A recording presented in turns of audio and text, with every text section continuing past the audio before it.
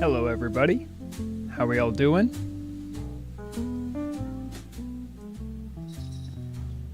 The laid back vibes, as always, immaculate for the stream. Kind of curious about why I see that. I have no idea why that's there. Huh. I would imagine that my my alerts should be working. Hold on, let me test them. I mean, it looks like it works. And yet there's a 404.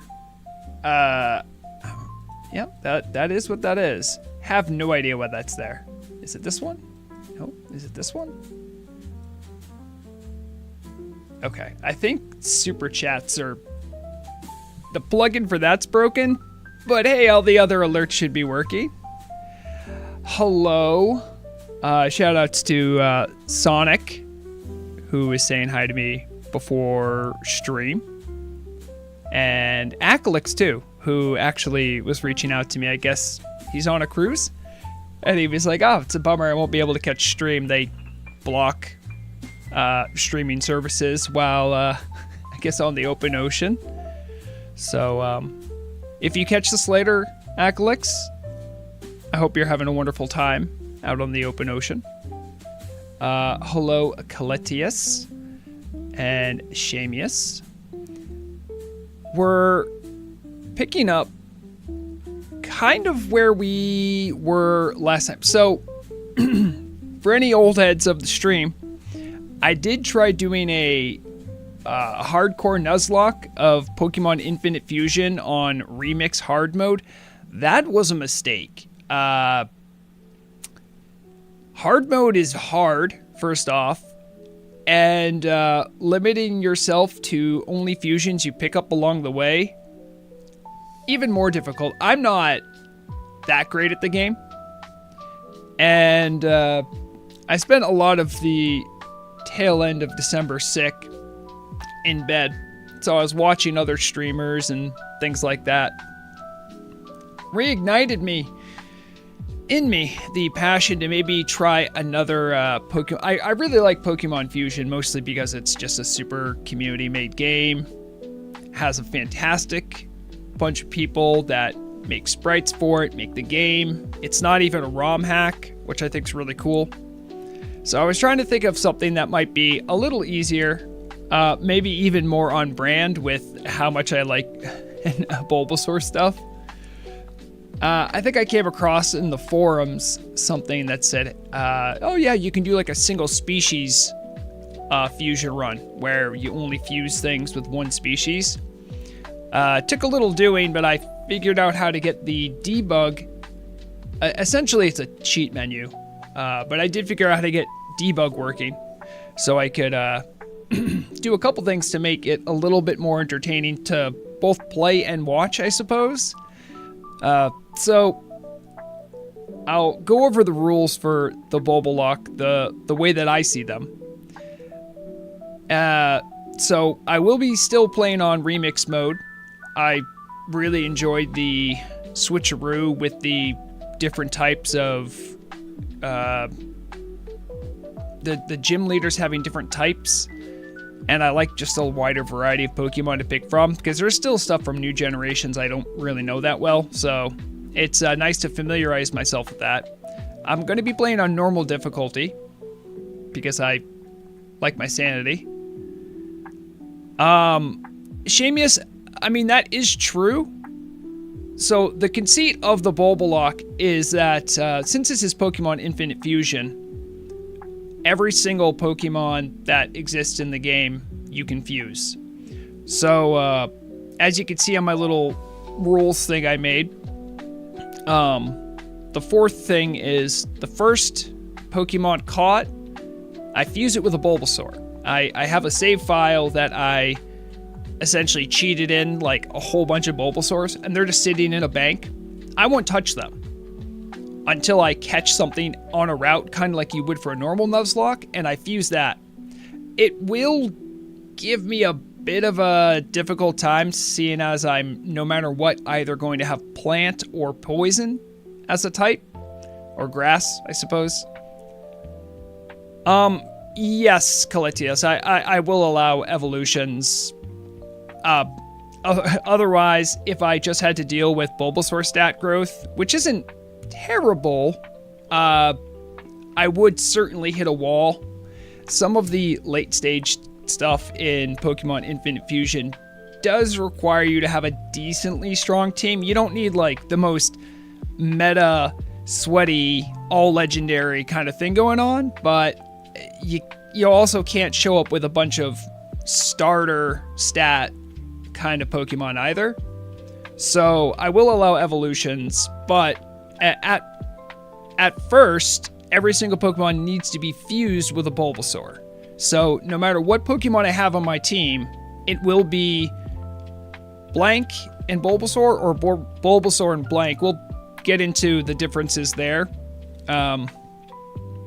I did modify the game client a little bit to reduce some of the more monotonous grinding parts. So there is an XP boost, and the wild encounter rates in some of the wild areas is kind of unhinged. So I have Repels, I think, on the save. If not, I'll just grab some, because that gets kind of repetitive and annoying. However, there is a level cap, and once you get there, I won't be able to grind beyond it. That's one of the rules in here too. Now, in a normal Nuzlocke, if you lose a Pokemon, you usually release it. However, when I was sick, I did try this a little bit, and I got decently far. You would be surprised at the amount of random trainers that just have Pokemon that have Explosion or Self-Destruct. How do you deal with that? In a Nuzlocke, that means you could just lose your ace at like any time. So that didn't feel very fun to me. So if for whatever reason I do have a Pokemon faint, which I will be trying to avoid, I do have... Let's get it up here for a second.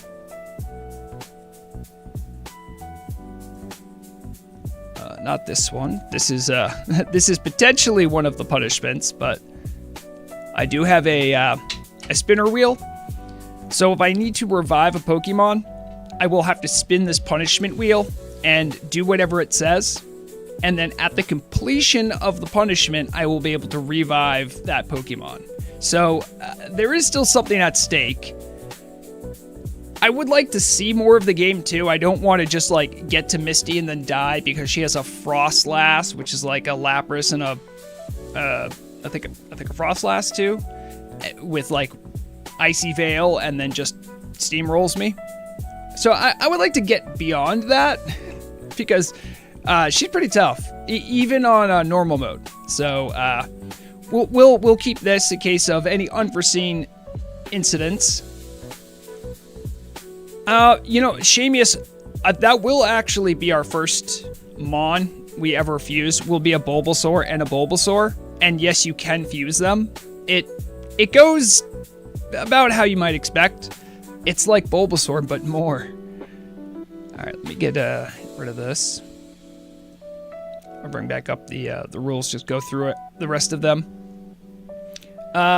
Occasionally, I might use the debug menu just to save time because I'm gonna try to be careful, and if I would just spend like a minute running back to a Pokemon Center and then running back to go fight more trainers to continue progress, I'm just gonna use the debug menu to heal them on the spot. Just letting people know now. Again, I'm trying to make it entertaining and less grindy for myself and for anyone else watching. So just be advised that is something I'm going to employ. As with any Nuzlocke, I'm still going to name my dudes. And since they're part Pokemon, since they're part Bulbasaur, I'm going to love them, obviously. No items. Set battle mode. And that's pretty much it. Yeah, I have seen Bulbasaur squared, if you will. It is interesting. So that's the rules. We're gonna see how far we can get in this. I don't foresee, like, unless I really get bad luck, I don't think I'm just gonna lose everybody and have to reset, which is one of the other things that I would like to avoid. Might take some brute force. I also have a couple learning aids, we'll call them. I have, let's see. It's right behind this. Yes, I have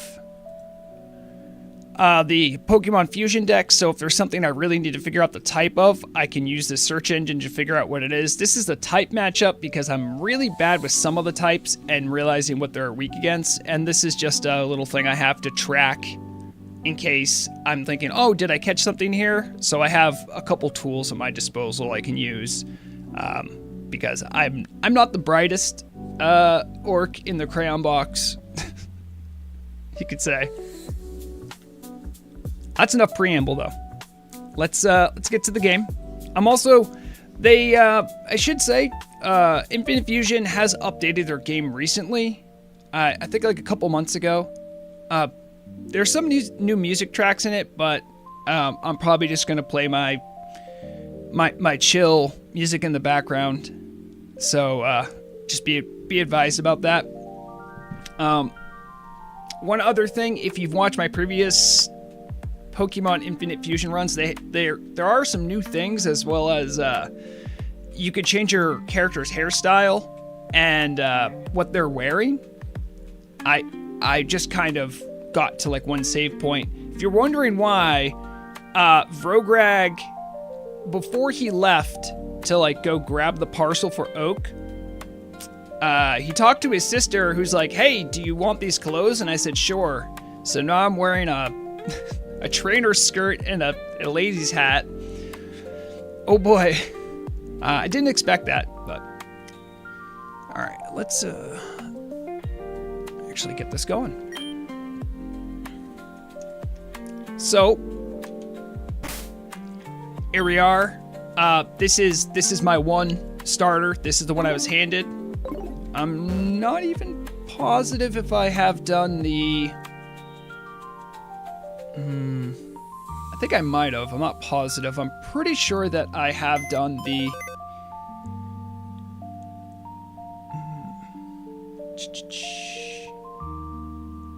I'm gonna change one setting. I realize I'm monitoring and mute and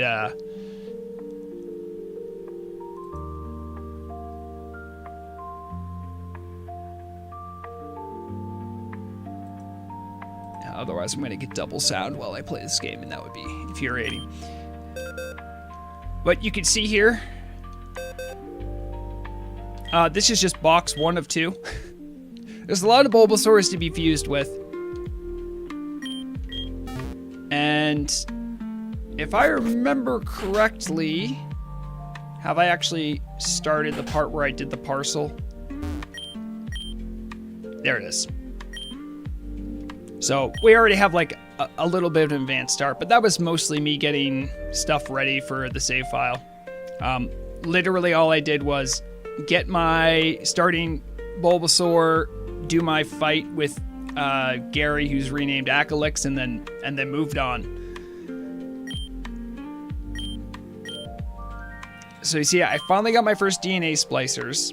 I don't believe I have any Pokeballs yet, so Route 1 still isn't active. It might come up, but there is I didn't even put in the rules, but I am going to perform under a duplicate clause, so if I get the same thing twice, I'm not going to consider it a wild catch. Alright, so this is the one in our party, the one we start with. That's your last Pokemon.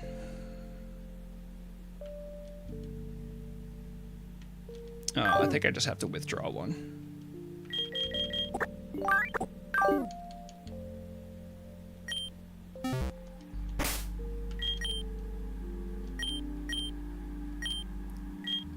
We're fusing the Bulbasaur and the Bulbasaur. It's grass poison or grass poison. Literally doesn't make any difference. It might for the purposes of like natures and stuff, but I'm not that sweaty to care about it.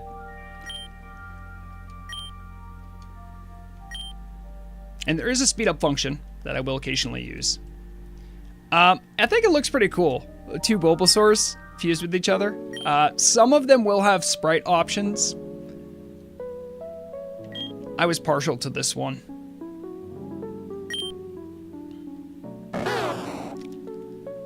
I mean, yeah, it just is what it is. Choices of Overgrow. Well, I guess we're going to Overgrow. Between these two...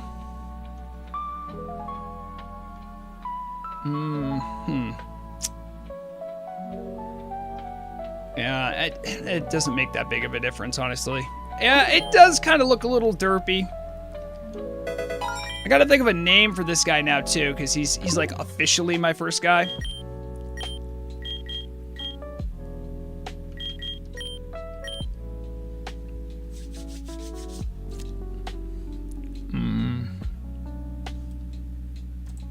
He's the perfect friend. Although, with some irony, I think later on in the playthrough, I'm probably not going to rely on my Bulbasaur fusion because I'm going to have plenty of Bulbasaur in my team. So, don't get too attached to Perfect Friend. I just think he looks great.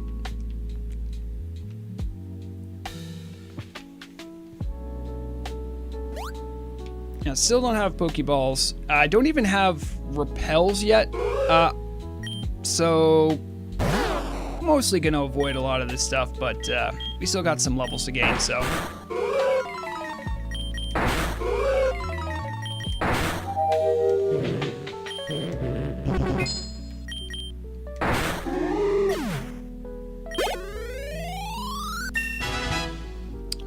think I'm gonna turn down the sound a smidge on the options when I get a chance.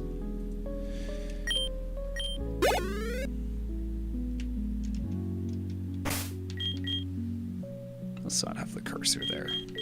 That would annoy me.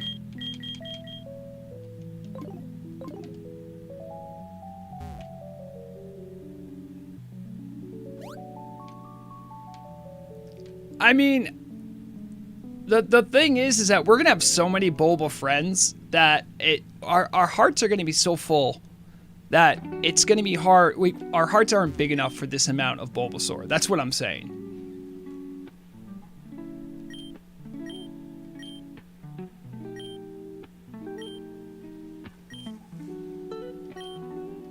So we got 5 Pokeballs. That means we can officially catch something.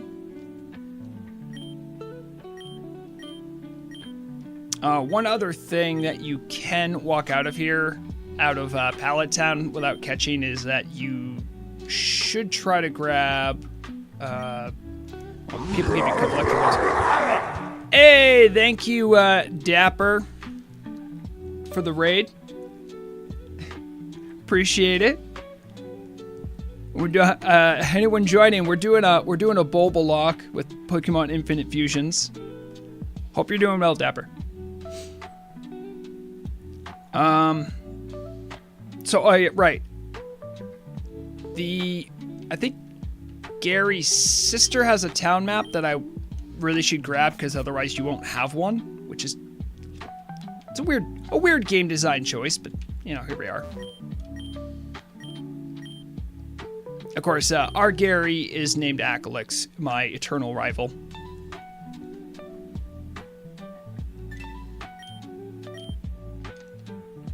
Just to show off, too, you can... and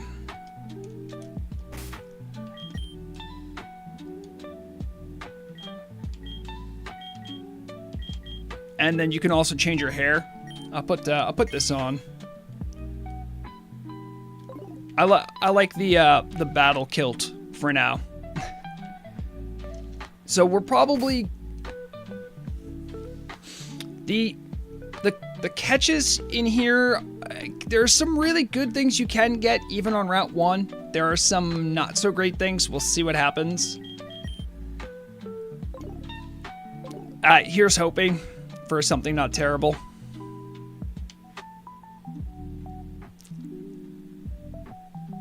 Well, it's not the best, but it's not the worst.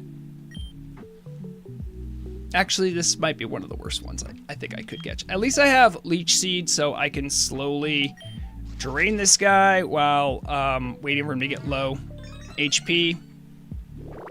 Probably just gonna growl at him a bunch, wait for that to kind of settle in, and then eventually throw a ball. Yes, Dapper. This is Pokemon Infinite Fusion. I have played this before, but I specifically wanted to do a Bulbalocke. Bulbasaur is my favorite Pokemon, of course. And the game is a little hard, so I've made some of the rules a little bit more friendly to actually getting to see the content, because let me tell you, it's a little tough later on in the game. We got them.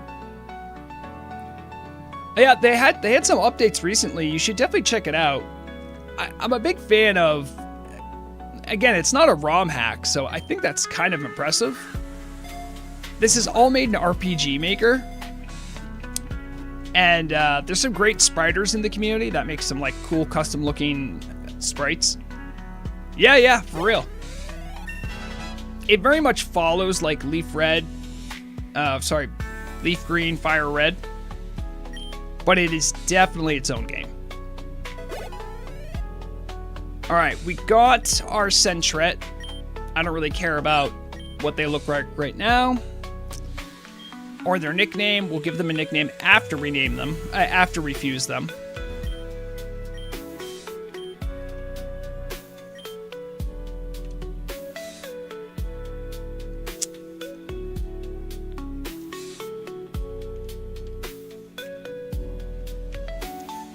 Nickit, my favorite Pokemon, which has only appeared officially in I don't think I know of Nickit.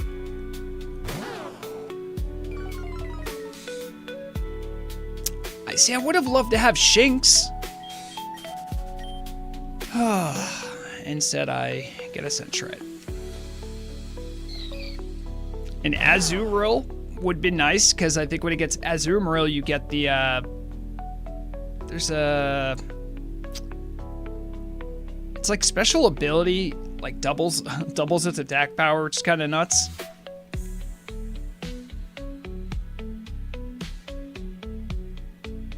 Oh, really? Yeah, I did not play Sword and Shield much. I think Murog did. Probably right around Sword and Shield was when I started my hate relationship with Nintendo. Not a big fan of the big game corporations. It is what it is. I'm not going to yuck someone else's yum.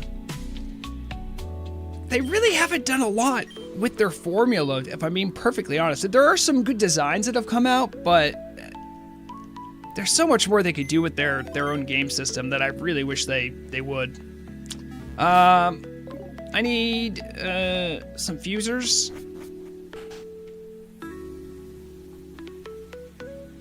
Oh yeah, I have played a number of Pokemon mods for Minecraft. I have had some fun with some of those.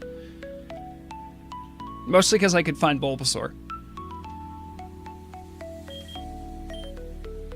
We're gonna get a few, because I think we have a couple Pokemon coming up. You can see I don't have Repels available to me yet.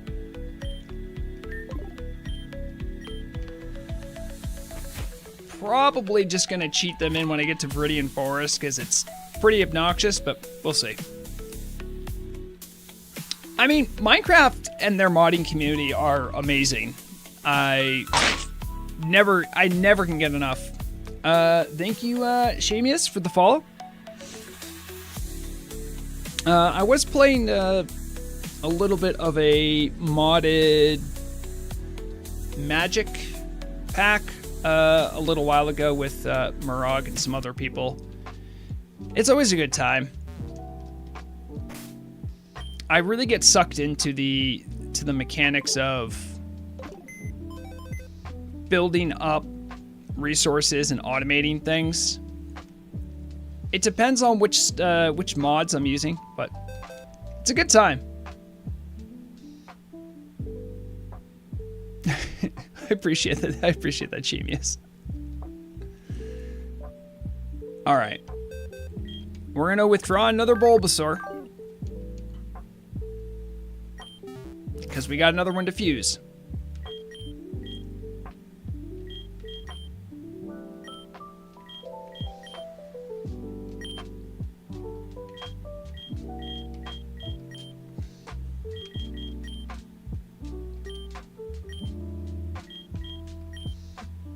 So, just as a quick primer about fusing Pokemon, I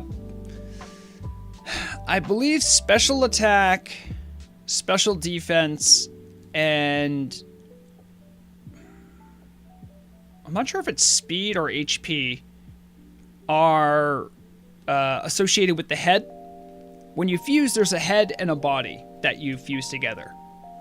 So, Bulbasaur and its evolutions have really good bulk. Not a crazy attack score compared to the other starters, but and not a great speed, but everything else is pretty good. So I could be super sweaty and try for certain typings and combinations. I'm probably just gonna kind of leave it up to chance half the time. Sometimes the typing will matter. Here, I'm pretty sure Sentret is normal its entire lifespan. Grass normal or normal poison doesn't make that big of a difference. I can't even show on my little help desk thing.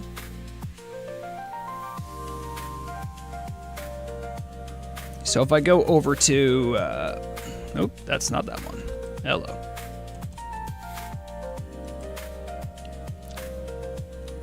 So if we have a normal and a grass type, is that normal? Normal and grass. There it is. We have a lot we're weak to there. So not particularly good. If we have a normal and a poison,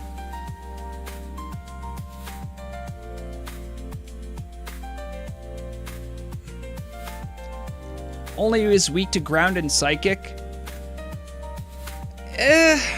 It's probably the better typing, if all things considered. Sentret's not that great, so I guess I'll try that out, because it's probably not going to bump into too many normal types.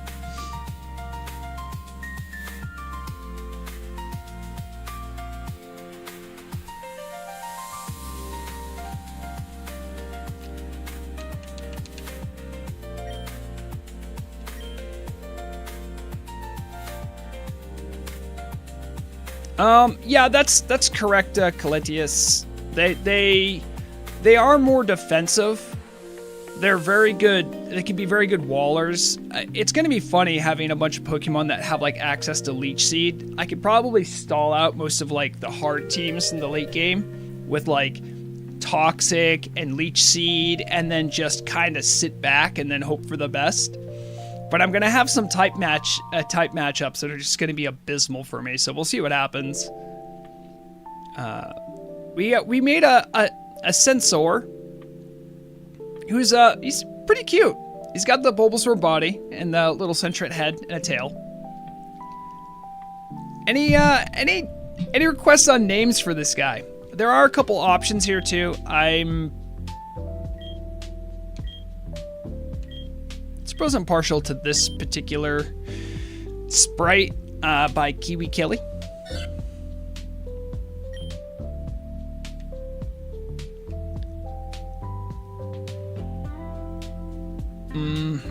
Well, you're not going to have a grass type, so I don't really care about you having Overgrow. Run away. Again, I think Sentret's evolution might get a different ability, so I guess I'll just keep this. Over here, might as well just have the defense get hurt a little bit, I suppose. Again, probably not going to be my late game guy, but we'll see what happens.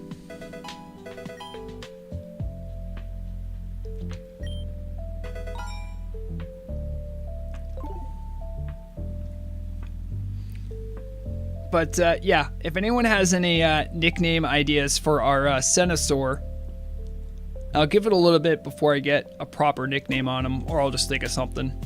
I'm definitely open. Acorn, that's a good one, actually. I actually really like that. Done. Consider it done.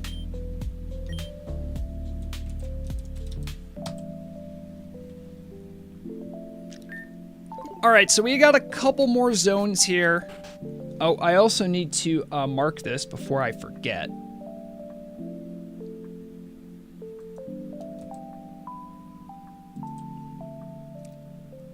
So on Route 1, it was a Centret, just in case it ever comes up again. Also, Pallet Town was Bulbasaur, obviously.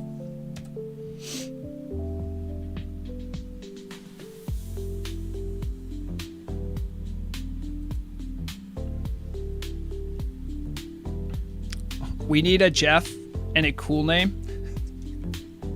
We'll see what happens. I mean, the run is still young. We still got a couple more to catch. So, pretty sure there's a zone over here I can catch something in. I'm gonna want to do that. I know if I go too far in, I'll have a trainer battle with Gary or Akalix. So I don't want to go that deep into it. Probably just catch something and then zoom out.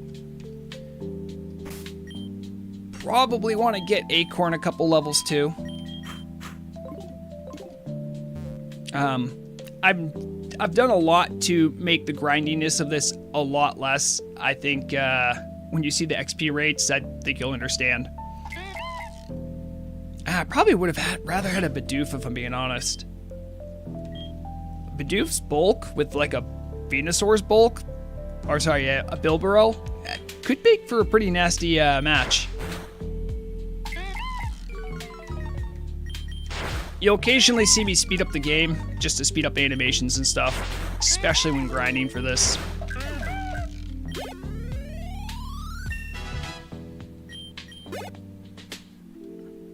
I'm not sure,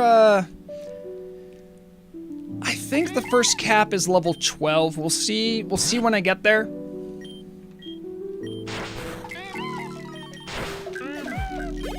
Yeah, even a level 2 Bidoof is just not a lot of XP. I think there was a trainer. I can actually go check that out. Maybe have a quick scrap with them. You can refight trainers really quickly, which can really help you boost XP.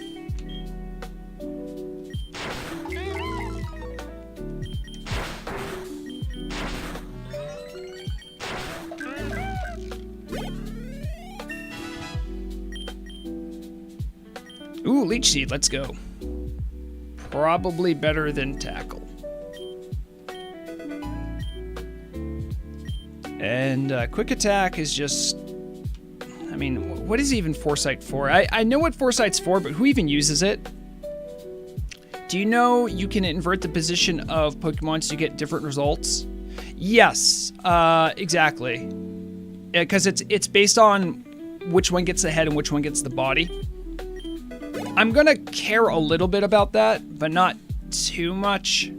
Maybe early on when I don't have many options, it's something. By the way, we do know that this guy has the ability to run away for free from every combat, so I'll show you guys what happens when I do the... See? That's just as if I went to a Pokemon Center and healed. But you see how much quicker it was? And you can see now they're all healed up. See, look at that.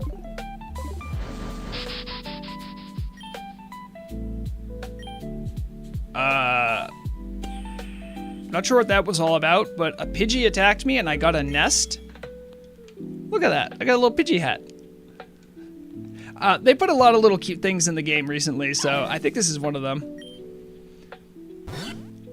A Shadoof.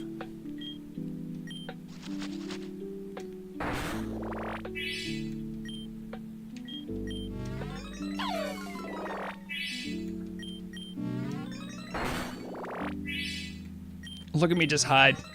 I'll wait for it to slowly get drained and drain itself away.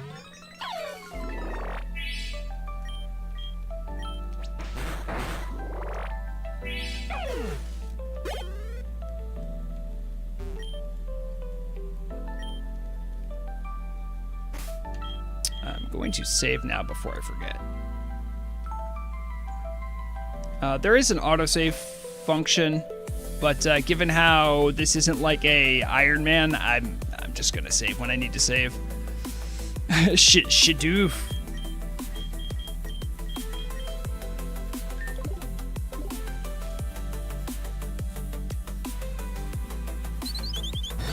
I would have loved a Fletchling too.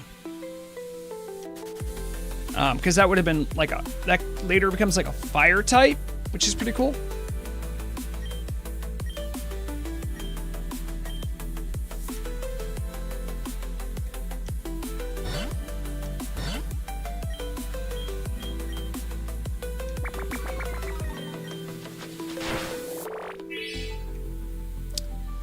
Come on, man. Like, you can't be doing that to me. That's crazy.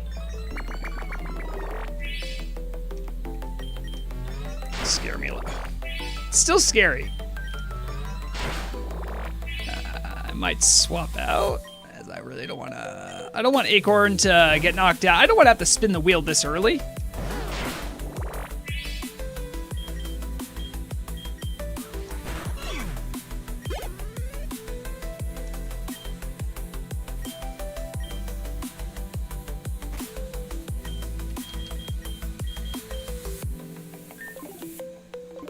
Now,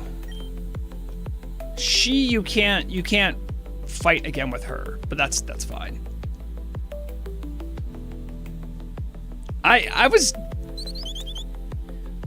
and that thing just had like a nasty strong scratch. That's all it was.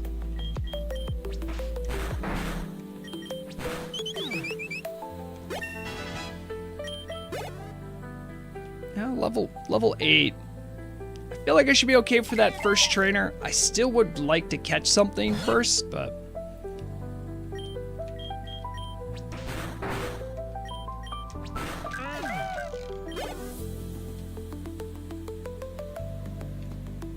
I'll actually do the normal train thing and actually heal them up normally. There's usually a guy or two who will just like give you a Pokemon in certain areas. There's usually this guy who will trade something for you. I think he wants a Spearow for something. I can't quite remember.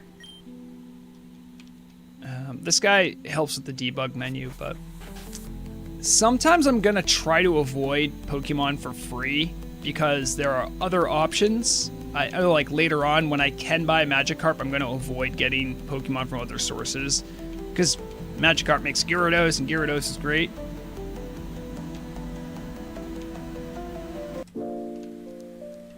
Okay, so this is the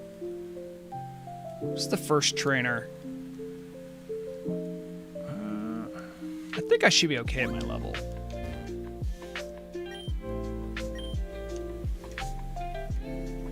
We shall see. All right, that's a Feebas and a Fletchling.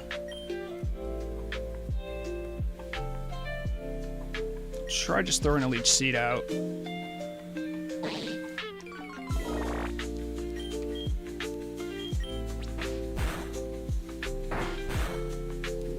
Yeah, okay, we should be fine here. 153, love to see that. Now, Vine Whip isn't essential at all for him because it's no grass stab. It's 45, but the quick attack is stronger because he actually is normal type. This is going to be one of the rare instances where probably just going to skip it. Unfortunately, because it learns Bulbasaur stuff, it's going to be learning a lot of grass attacks. I suppose I could take it over Scratch, which shares a lot of same space with Scratch and Quick Attack are very similar, so I'll just do this for now, but probably not going to keep that attack. Okay, Shimantis. I think that's part plant. Let's see what happens to Quick Attack. Yeah, that was a plant attack. It wasn't effective because I'm part poison. So that actually worked out pretty well.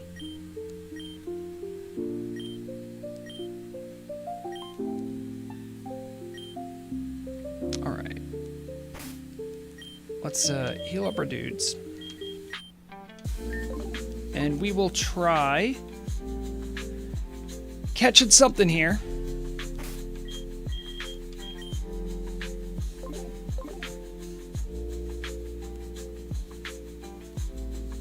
Let's see what we get. Okay, now a Fantpy is a Donphan and a Phantom. For the purposes of our Bulbalocke, this isn't a pure strain. I can't fuse with this guy, so this one will not count. Which is a shame because Phanpy and Phantom are both really good ones. So I'm probably not going to get something this good again. It is what it is. If it has the ghost typing, this is going to be painful. Okay, it didn't get the ghost type.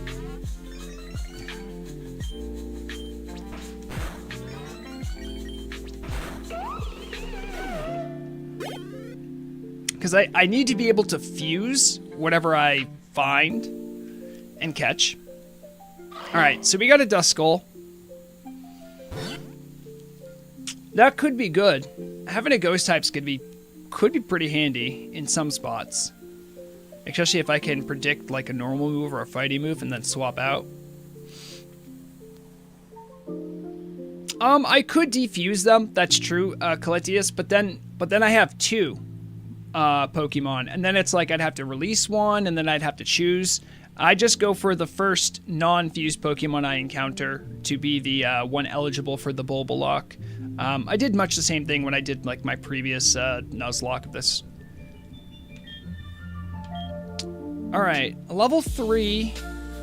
I should be able to Leech Seed it and then just wait it out.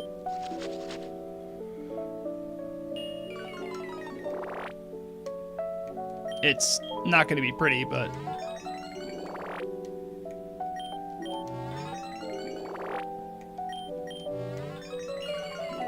Also, I don't think at this point in the game I can even defuse them. I think you have to, like, get past a certain gym before the defusing items are even available to you.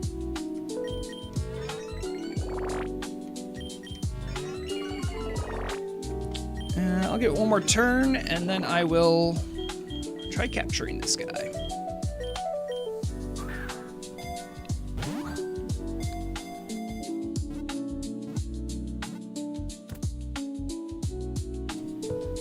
Easy. Lovely. And Acorn's level 10. Let's go.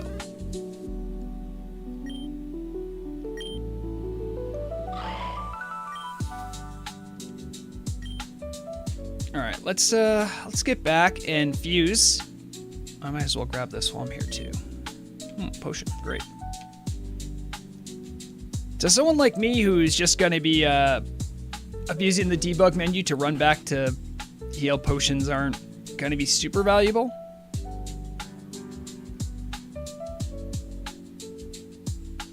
I mean, that's true, Dapper.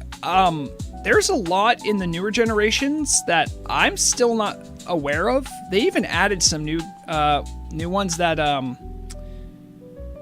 one of the Pokemon that I fought before that was like a something Mantis, that's like from one of the newer generations. I genuinely didn't know what that was when I tried doing my test game before. It turned out to be like a pure plant type Pokemon. It's pretty cool, but yeah, it is difficult. You have to kind of get a feel for it. I guarantee you, before this is done, I'll probably make that mistake at least once.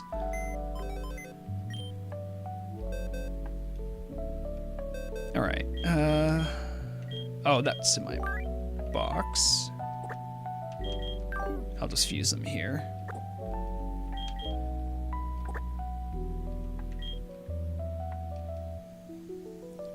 All right. So, grass ghost or ghost poison. I don't know if grass ghost really opens up much. Neither would ghost poison. I'm trying to think about if this would really make that big of a difference.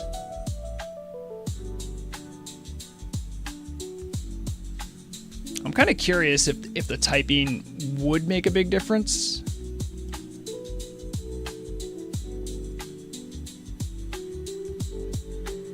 So if it was poison and ghost, which is just like your boilerplate ghastly haunter line. Yeah, that is what it is. That's pretty normal to me. But if it is, I think grass ghost is the other option. It actually has more exposure. It's interesting though. Probably in most cases, I think poison's almost always going to be like the better type, but I'm not, like I said before, I'm not going to super sweat it. I'm just curious about if it made a big difference. It probably makes a difference, but not one big enough for me to really care that much. And so if I had to guess, if I'm just going based off the shape,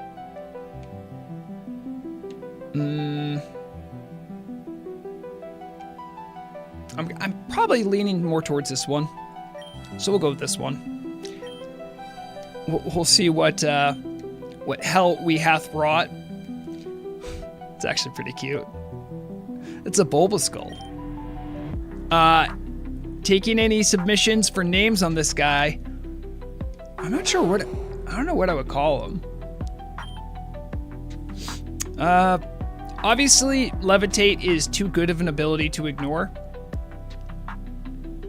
They can, Calitius, they do. So what happens is, if either side of the fusion levels up to a point where its base Pokemon would evolve, that half will evolve, and the Pokemon altogether will change. If they both have to evolve at the same level, then you get to choose which one evolves first. It doesn't make a huge difference. Yeah, so we'll take Levitate.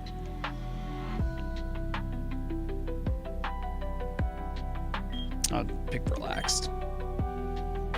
Because I'm feeling relaxed.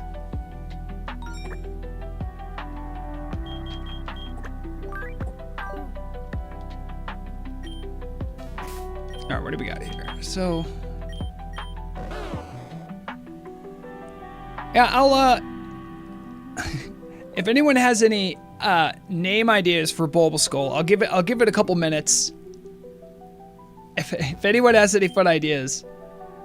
Druid's not bad, actually. I could definitely name it Druid.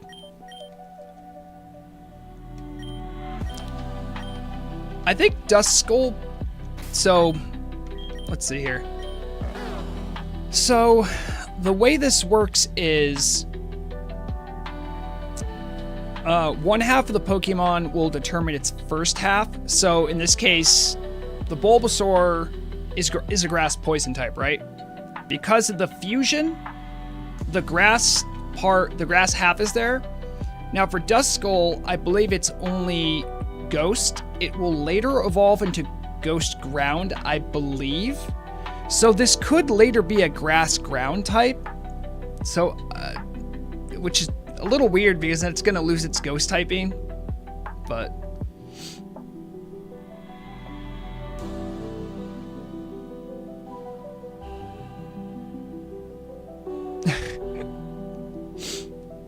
you know, Calitius, I burnout from WoW is a real thing, and I regularly take breaks. I've been playing since late 2021 on Turtle WoW. If you think I don't take breaks, then you're crazy. You got to. And, you know, it's just like anything. Variety's the spice of life. And if things are getting boring, then you're not having fun.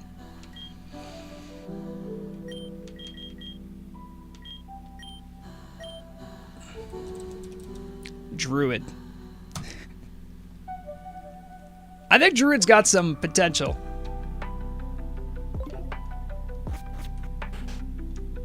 I had this whole thing with Shaman that I've been like spazzing out about because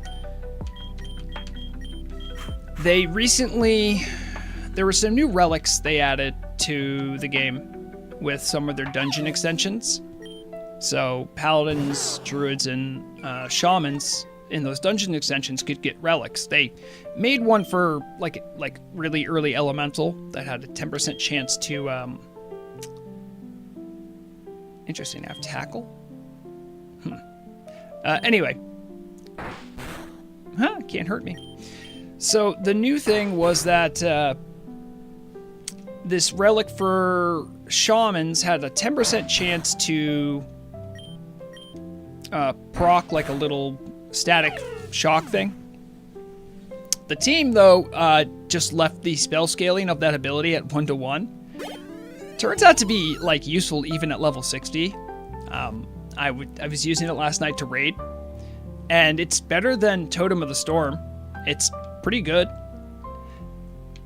And obviously this was brought up to them that, hey, you didn't put any spell scaling rules on this, and now elemental raiders are using this because it's really good. So obviously it's a level 18 item or whatever, so they fixed that. But I was kind of like, why would you guys do that? Like there isn't like a great relic for elemental. Seems like a perfectly valid, like just make a version of this. If you know anything about shamans in late game, there is a bit of a meme relic. It's called a Totem of Flowing Water. And I'm not even joking when I say it gives 10 mana when you do a healing wave or lesser healing wave. By the time you're in Nax, getting 10 mana for one heal ability is not moving the needle. I'm going to tell you right now, it is not. It's literally a joke. And it's off of Noth, I believe. It's so bad, it's like its own meme.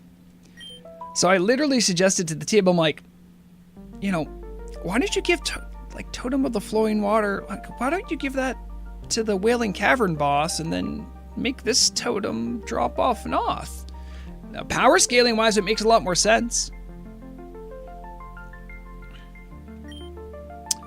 Yeah, I mean, there's a lot of reasons for that, Caletius. Part of it is because there's no nature. There's no nature vulnerability thing that's created. With the recent changes, Elemental's still pretty competitive. If you're trying, and you also should, if you're doing logging for elementals, I would always suggest that you do logging in such a way that you can track fire totem damage. When my raid team started doing that, because it is part of your damage, by the way, it's just a limitation of the client that it just doesn't track it.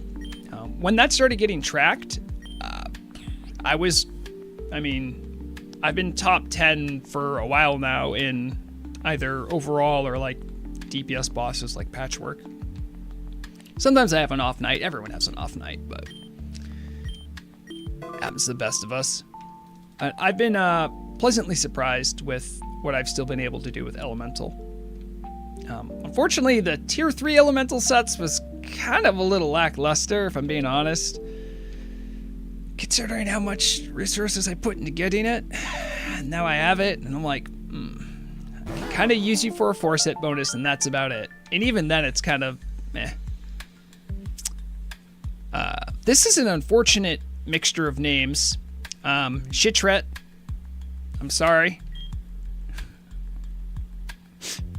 Poor guy. Oh, I think Foresight allows it to actually hit me with normal attacks. Not that it's used any, but...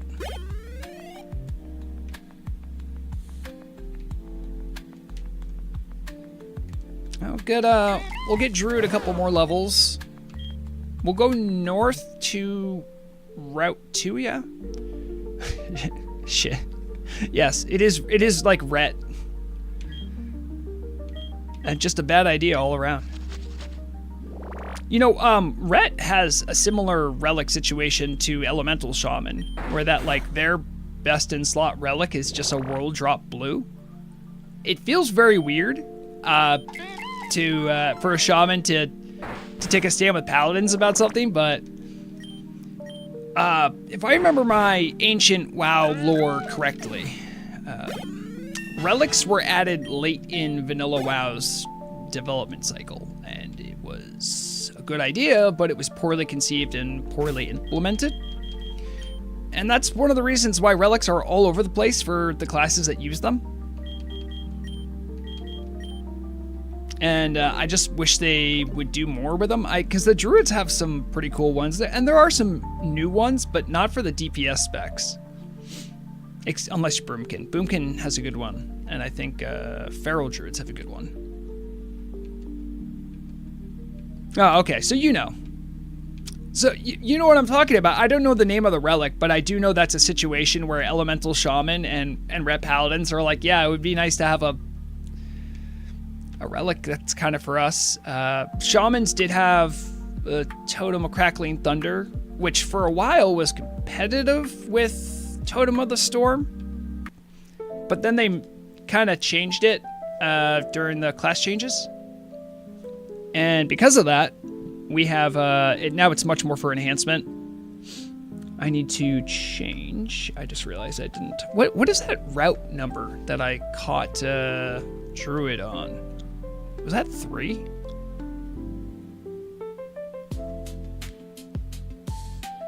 No, Route 22. So let me get that other thing up.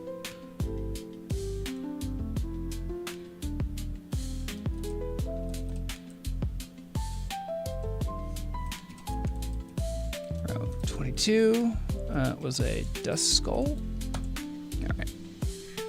Just before I forget, as I know I will,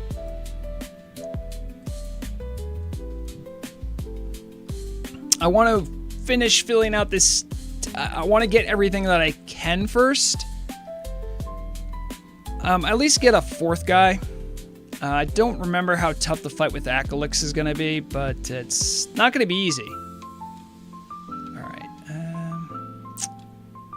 I think I can even poke my head into Viridian Forest. I don't know if it's worth it quite yet. Well, this is a route as well. This is Route 2, so I might as well get some guy here.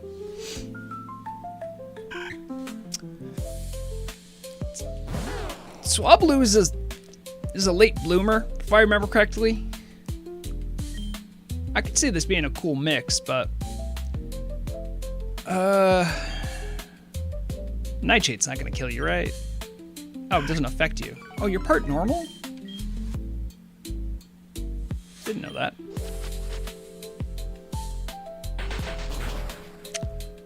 I guess that is my cue to get out of here. Oh wait, I think everything I have is... No, Acorn's not part plant. I think you should be fine if you go in Acorn. Okay, that's a little safer. Let's see, you're part flying, I'm almost positive. If I do Vine Whip, this shouldn't kill you. Yeah, there it is.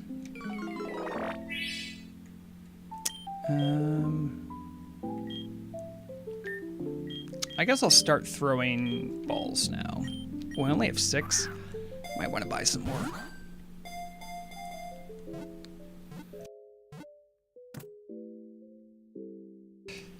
Easy.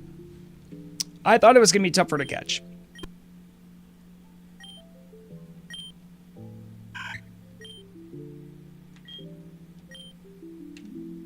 Oh, come on, man.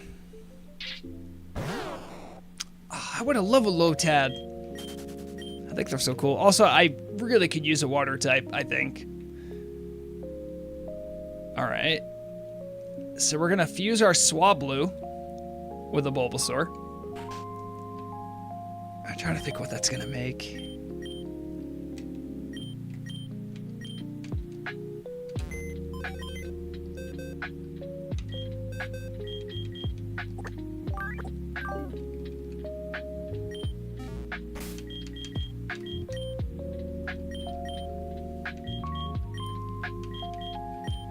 Okay. I'm trying to remember. What is... I feel like Swablu eventually evolves to have a dragon type. Am I crazy for thinking that? Let me see if I can figure that out.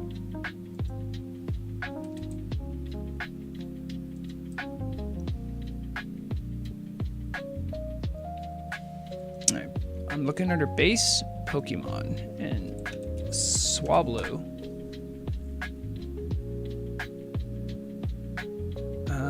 I think it's called Altaria.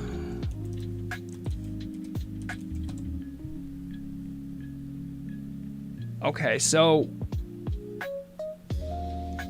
Huh. So its first type is the one that becomes dragon. That's important for us for thinking about the fusion here. I would like it at some point, as I don't know how many options, how many chances I'm going to get anything with a dragon type. So I think I'm going to try to get that going. So if I remember correctly,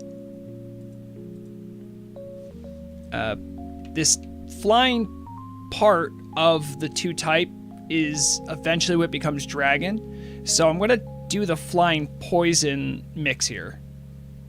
Hello, Harry.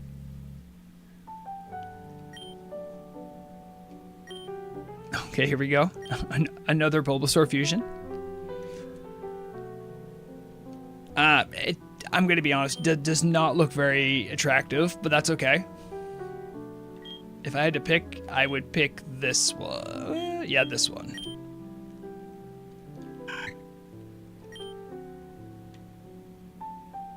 All status problems heal when it switches out. That's actually pretty good. Neutral's fine. Are you able to do Pokemon fusion ideas? I mean, if your idea involves me fusing something with a Bulbasaur, then yes. Otherwise, not really. The conceit of this is that everything's going to get mixed with a Bulbasaur that I catch during a variant Nuzlocke run. I mean, listen, Harry, if I catch a Wooper, I will mix it. But I'll have to. If you're watching on YouTube, you can look. I think I have some of the basic rules there. But if you also are looking, those are like the rules that this is self-imposed rules too, by the way. But if I can get a Wooper and a Bulbasaur, I will make it happen. I'm no guarantees though, because I only get to catch one per route, essentially. So, oh, speaking of which, I also need to mark down that I caught a Swablu on Route 2. No, just Route 2. No, just 2. There you go. Swablu.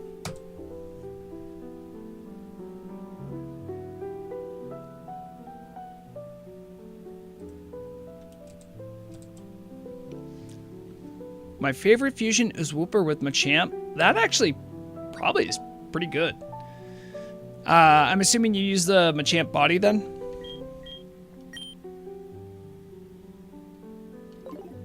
Oh, maybe I can unfuse them. I thought you need a separate item to do it. I am taking any and all ideas for names for this little guy, who's just named Swabsaur. He does need a name.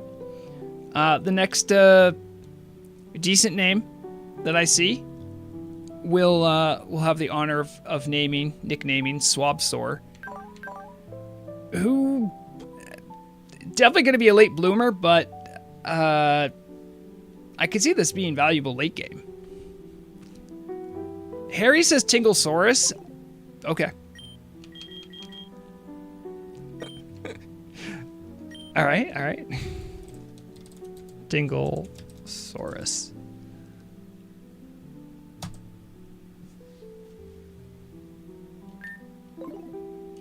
All right, that's everybody. I just need probably to be around level 8.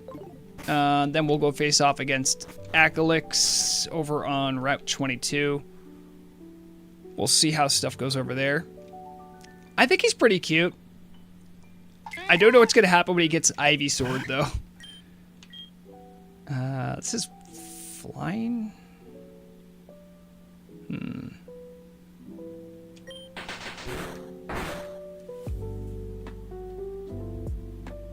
Why you hit so hard?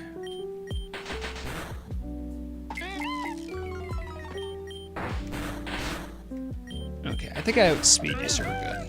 Whew, okay.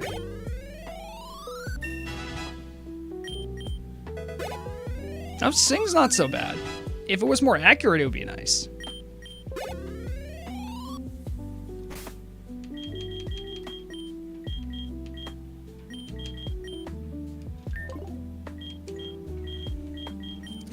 I'm glad you're so excited, Harry.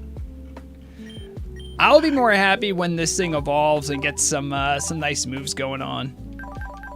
Right now, as a flying poison, I think it's got potential. Also, what is the accuracy on this thing? Yeah, 55%. That's so bad. That's so bad.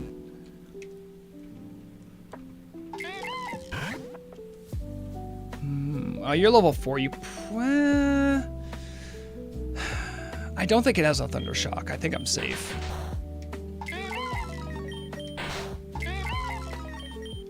No, I need to stop using Peck. Because I think it resists Peck. Alright, there. Why is everything... I mean, I don't know. This is the Bidoof Grass. That is Route 1. That's where you're going to find your Rattatas, your Bidoofs, your Sentret. In fact, the thing I caught in this route was a Sentret to make Acorn. That's better than Growl. Ooh, Fury Attack. This one's such a toss-up in my mind. It is better than Sing. Because Sing does not hit. The unfortunately named. Okay, we're looking... I think our team... Man, we got most things at like a decent level, I think. We can probably try to fight Acalix. I feel like we'll be okay. Because I'm just going to Leech Seed the crap out of everything, obviously. I think there will be another trainer on the way there too, so it might be good practice. I could technically get a 5th guy from Viridian Forest, but not yet. Not yet.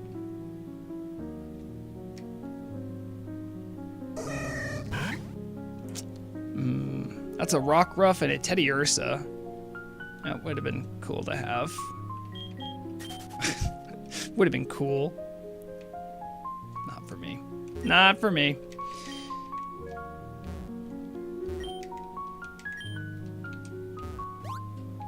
Alright, this guy I know will have something for me, but I don't remember what he has.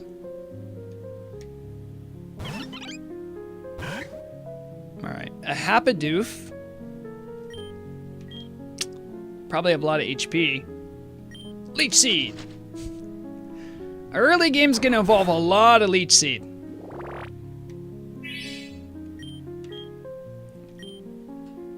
Oh, come on, you missed? Come on, don't miss. There it is, yeah.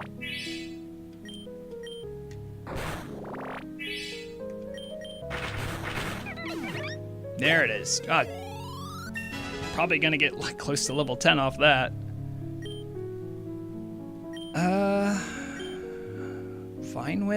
you don't have stab. I mean, technically you don't with tackle either, so I guess we'll take it over tackle.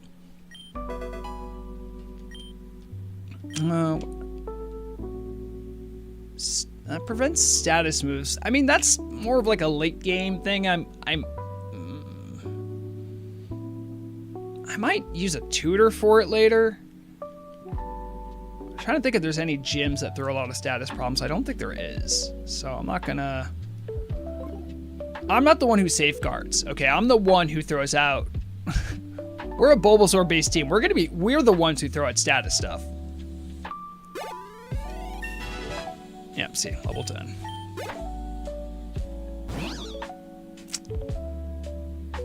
A Manfa.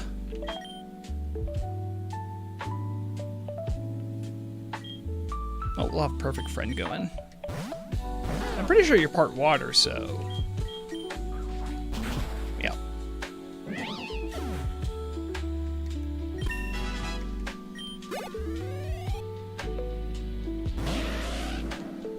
I tried an art-based Nuzlocke where you quickly draw each member of your team. Really makes losing one sad.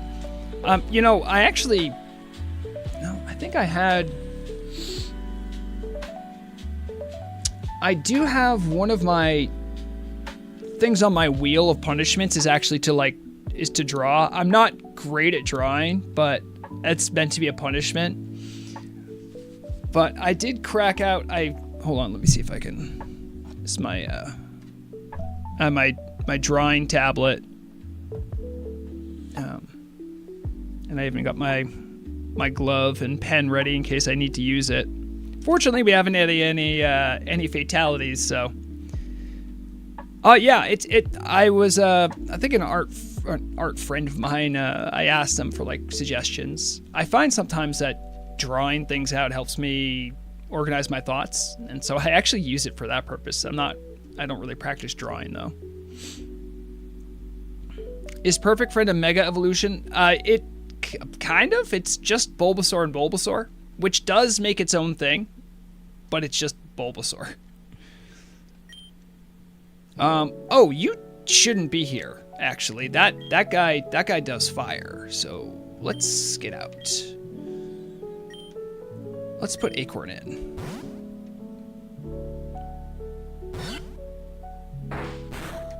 I wasn't sure if it had Ember, but I did not want to wait to find out. That being said, Leech Seed? I'm gonna Leech Seed my way to victory. They can't stop me.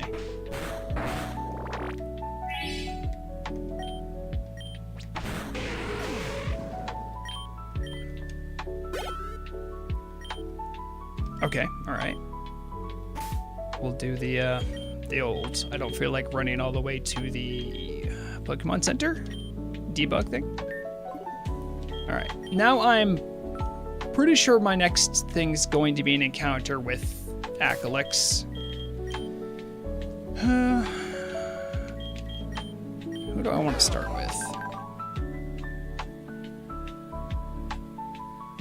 I could maybe start with Druid, in case he starts with a normal type. Yep, see, there it is.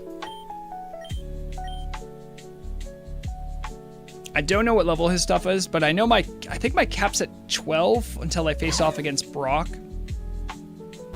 Okay, so I do have a healthy out level on him, which is great, I mean, I could do a lot of things, or I could do Leech Seed.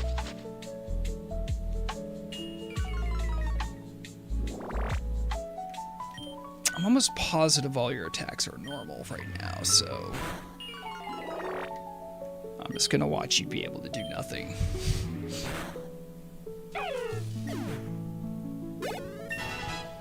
Let's go Druid. Ooh, Astonish. Astonish is actually really nice. It's definitely better than Tackle.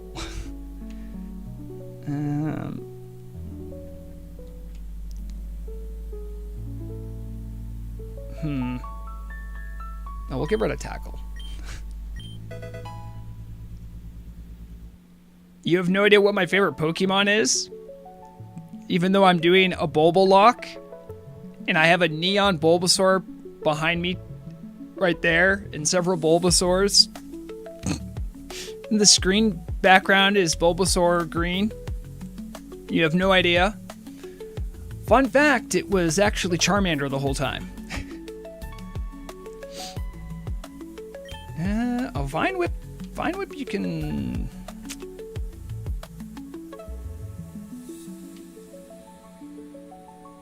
Nightshade's so weird. Because I think that just hits like a flat HP amount. I could do it over Disable. I'm not even kidding. Literally one of the ideas I have for a video is just writing an essay about why I like Bulbasaur so much. I don't know, Harry. What is your favorite? Fruit. Tropius? I actually like Tropius too. My favorite is Mr. Mime. Why would you say that? Oh wait, this is a ghost type. My ghost type attack will hurt a lot, I think, right? Yeah, here. Tropius is pretty good. I actually really like Tropius. He's probably one of like my top 5. If I have I also like the ice dinosaur one too. That looks vaguely like it. But Tropius is cool.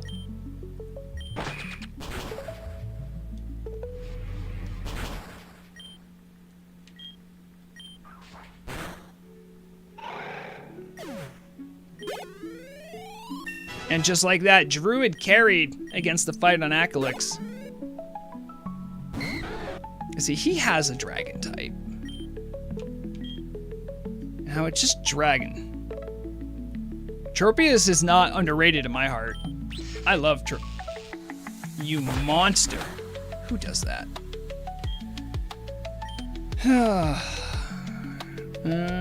Who would I throw in? Try Tinglesaurus.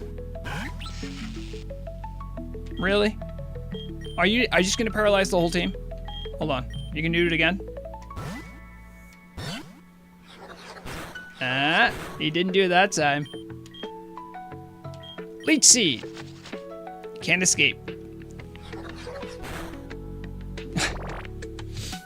Tropius is cool. He has like that little bundle of like almost looks like bananas under his chin. And he's just a big flappy boy. He's great.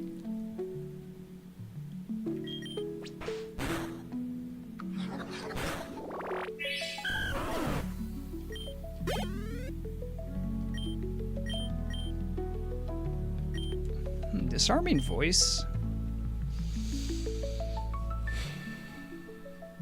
Emotional damage. That's what it says. That's what this attack says. Letting out a charming cry, the user does emotional damage to foes. Pokemon's so weird sometimes. Having a fairy type attack is really nice. Probably take that over Vine Whip. Just for type coverage.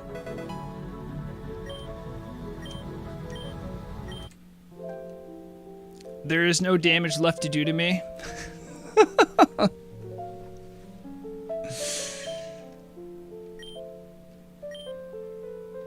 Also, I love that with this new outfit thing, you just randomly get new pieces of clothing. And the piece of clothing that my character has is literally just like a Pidgey that made a nest on my head. Oh, like, I don't have to explain anything, just boom, look at that. There's a Pidgey on my head.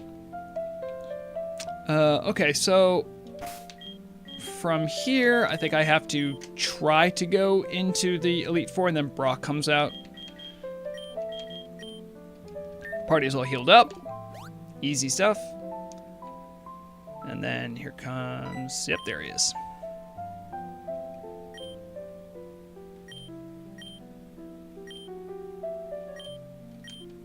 Okay, I get Brock. I understand how. Listen, I know I look like a 16-year-old kid, but like I actually understand how this works. So you can just move along. Now, in the town we're in, there is no gym. I think this is like eventually the one that Giovanni's in, right? So, I'll check in town if there's any other things I need to grab. I don't think there is. Oh, I do need some more Pokeballs. That much is true. You see that guy to the left right there? I'm almost certain he gifts you a Pokemon, and I don't think I want it. I don't remember what it is, but I remember like every time I play this game, I'm like, oh man, I don't want that. So we have 5. Let's just make another 5, just in case. You never know. And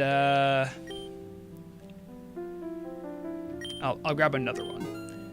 Can you show your pink bulb plush in the back? Yeah. Hold on. Absolutely.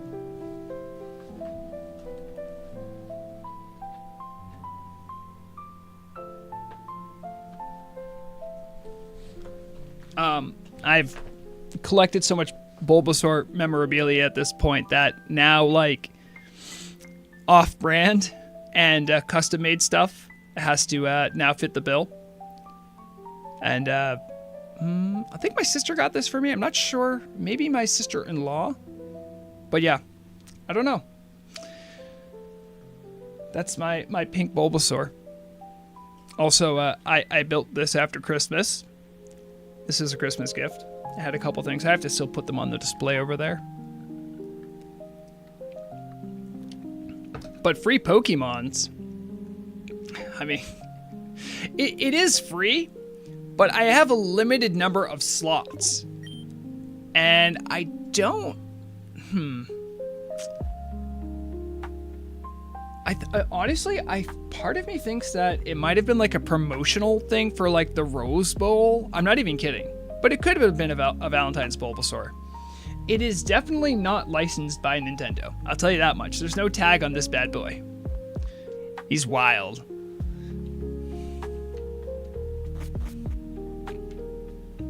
As I believe there is a way I can get something here.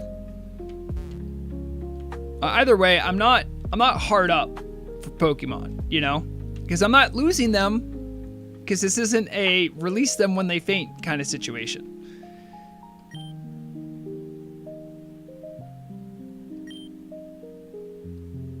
I'm kind of curious now, Dapper. I kind of want to see what Nappet. Oh, sorry. Wait, was it Nickit? I don't know if it's gonna be in here. No, it's not. Wait, hold on. Just base. No, I don't think. Oh, it's not gonna be in this game. Sorry, I just checked. I'll have to check that out later, though. I'm curious. Any other off-colored bulbs? Technically, I do.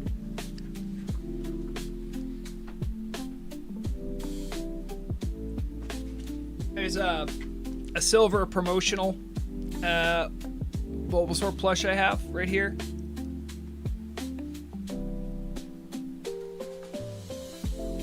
I have a couple other, but they're just like straight up made with different material.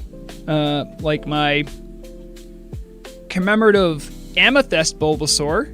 It's kind of hard to see, but it's just made of amethyst. It's kind of cool. And I think I have, I don't particularly like pop vinyls, but I do have pop vinyls of Bulbasaur. One of them is silver. Oh, what am I doing here? Okay, we talked to that guy. Let's check out the houses.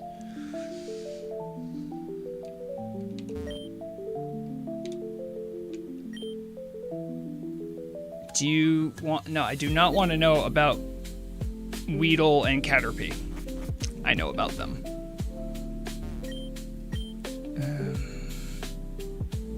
No, there's nothing... There's nothing there for me. Let's check out this house.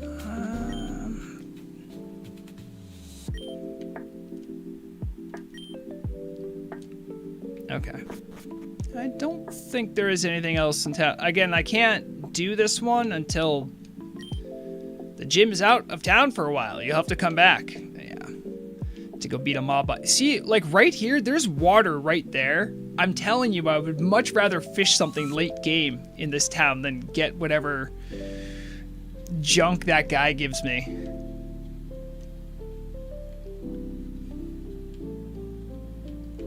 Hello, Onega? You have any P.O. box so I can use it Bulb merch? I don't have a P.O. box. I mean, I've been streaming for a while, but I'm not... I've never thought that far. If you really want to, you can reach out to my business email, which is just brogragfishlayer@gmail.com. And I work in delivery, so I can definitely work something out to get it to a non-doxable address. All right, so we've already caught one here. Now we're going to Verdian Forest. Am I going to be annoyed by having to deal with a bunch of wild encounters? Kinda. Yeah, I am. So am I just going to cheat in a bunch of repels? Yeah, but listen, that's part of the rules.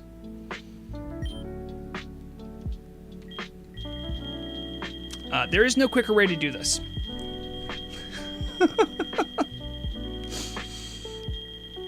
I mean, I could have done everything just with like rare candies, but that ain't me. I'm just trying to make it less grindy. Trust me, this is way more entertaining than me fighting 5 Pokemon in 5 different paces.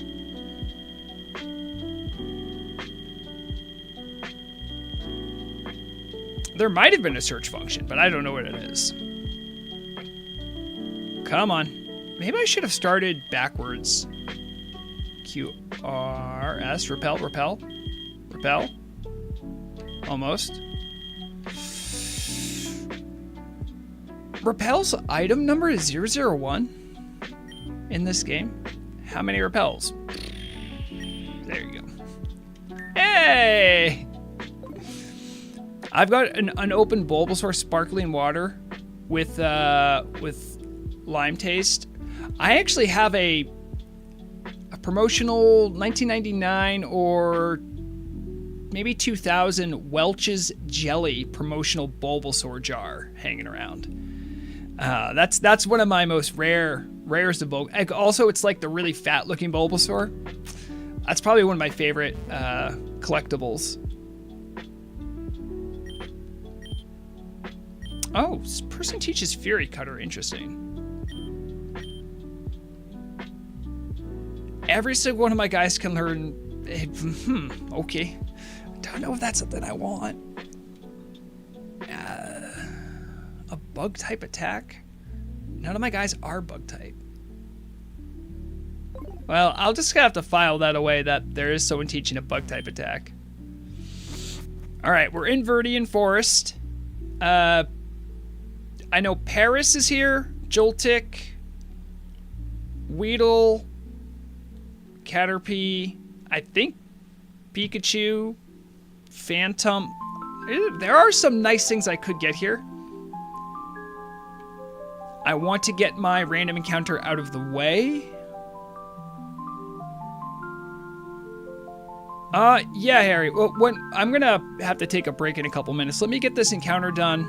I'll just BRB, and then when I'm on my way back, I'll grab it. I'm so glad there's people out there that are interested in Bulbasaur memorabilia. All right. I don't even want. Why should I even think about this? I'm not gonna think about it. I'm just gonna let the chips fall where they may. Whatever we get, we get. Please don't be bad. Wait a minute.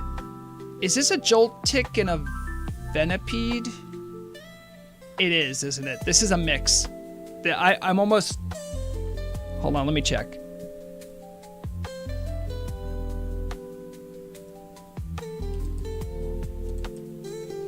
Okay.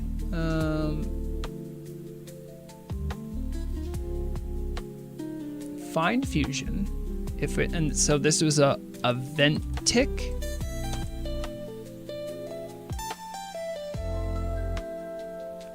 Yeah, right here. This is what it is. And it's a Venipede and a Joltik. So I can't catch that one because it's already mixed. Easy. Honestly, I don't want to fight. Ooh, tiny mushroom. Oh wait, I gotta be careful. I think if I do that, I'll get a Paris. There's a chance. All right, it's a Weedle. It does make Beedrill, which is pretty cool. I kind of like Beedrill. All right, yeah, no problem, Harry. Thanks. Thanks for your enthusiasm. Okay, a level 3, huh?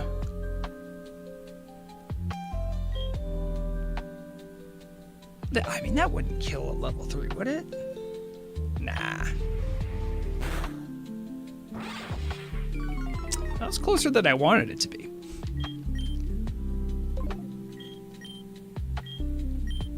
I mean, it's a Weedle. It's not gonna fit up a big fight.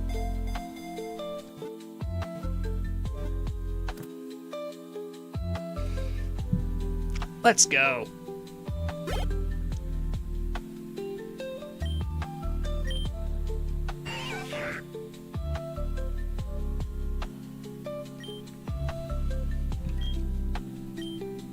I'm kind of concerned what a Weedle and a Bulbasaur is gonna look like. All right. I'm just gonna BRB for a second. Although wait, no, Harry just left. I'll still bring the jelly jar, but all right. Be right back.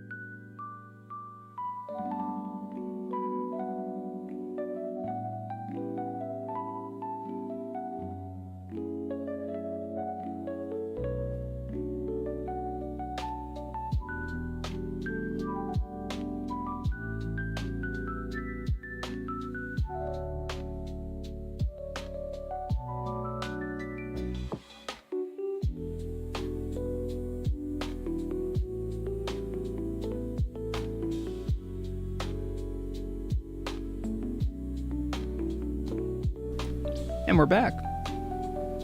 For anyone still curious, there's my Welch's Jar Bulbasaur Commemorative Edition. It actually says it's from 1998, which is kind of wild to me. But yeah, it does exist. Okay. So we just caught Weedle. I need to make my way back. Oh, hey, Feronia. Good to see you. All right, I gotta make my way back to town to get the fusion done. And then I'm gonna have to fight a bunch of guys on my way through. Once I get my controller on the right thing. I should have started using my repels. All right.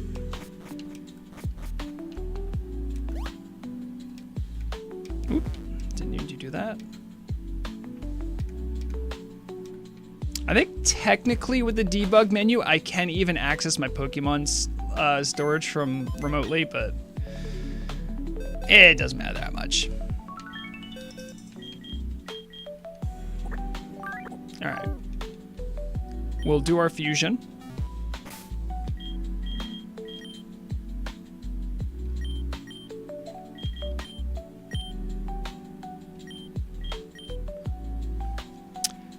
Bug poison or grass poison.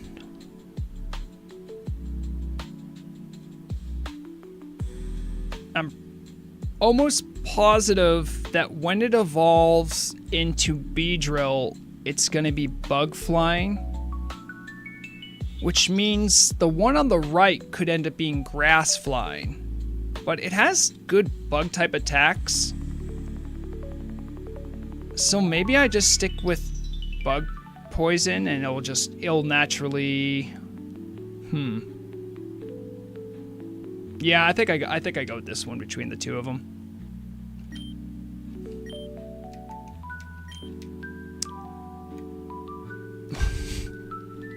He's actually really cute. Look at little guy.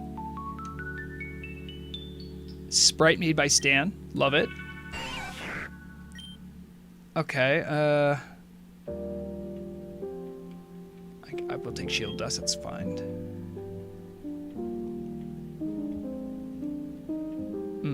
Neither one of these are particularly good. Because Beedrill's main thing is speed. So if I lowered his speed, that's bad. And his defense stinks, so I'd only be making his defense worse with this one. I guess we'll go with this one, though.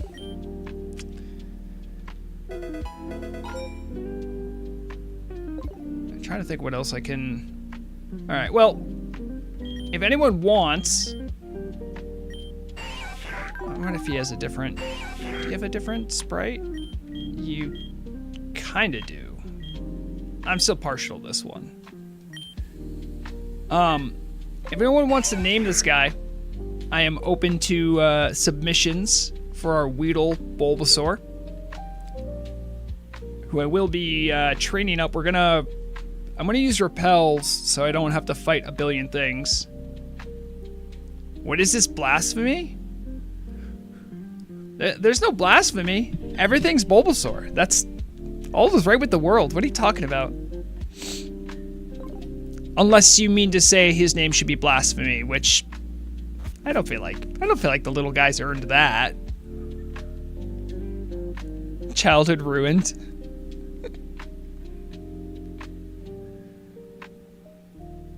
I kind of like the Weedle. I mean just like all Pokemon, he's gonna get less cute when he evolves. There are far worse than this guy. I'm gonna use one of my 900 Repels. I will totally fight the trainers that I bump into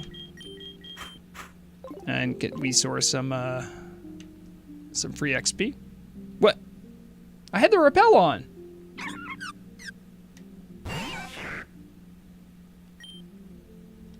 Huh? Illegal.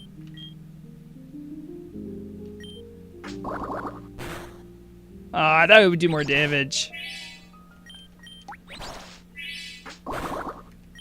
Imagine poisoning though? Wouldn't that be cool? No, you don't do that. It would be crazy, right? Though. Weesaur, if you got like one poison off. No, you don't do that. Okay, good chat.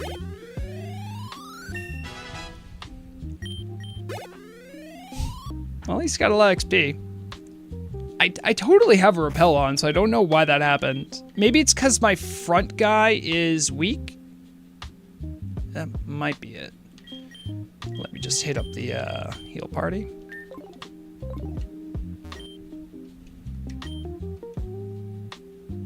Yeah, it's gotta be. So I think with Repel, you can only fight stuff that's your level or higher in the wild. Shroom Dew. I mean, Poison Sting should be wrecking your stuff, like it should, on paper. I'll do it again, I don't care. It's good XP. am a little worried about that growth. Ooh.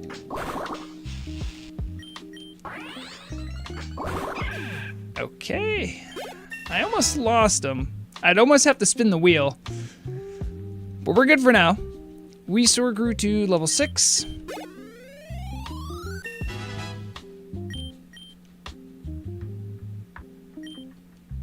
Yeah, learn Leech Seed. It's gonna be great. Oh, he's already evolving. That didn't last very long.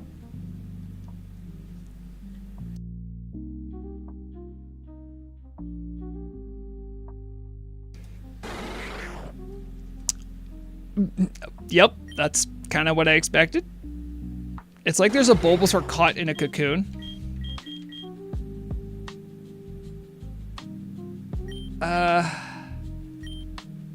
Harden. No, you're good. Is that the only option I have for sprites? That might be. I mean, I don't have to look at it that long, but...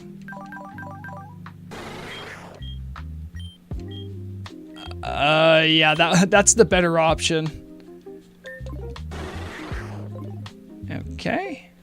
All right, now that I am officially off of that, I could run all the way back to the Poke Center, or I can do this.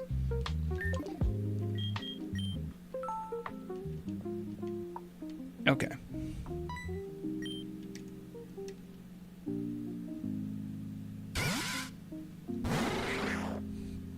Anyone can think of any names for Caxor, who's going to become, I guess, Besaur eventually. It's a Weedle Bulbasaur fusion.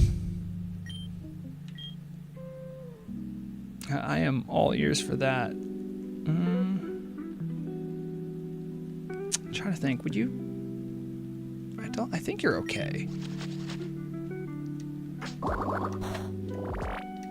I know poison wouldn't do damage to me. Poison shouldn't affect you? I don't know, though. Oh, it didn't... Well, we'll keep trying. You have yet to actually poison something. Ever.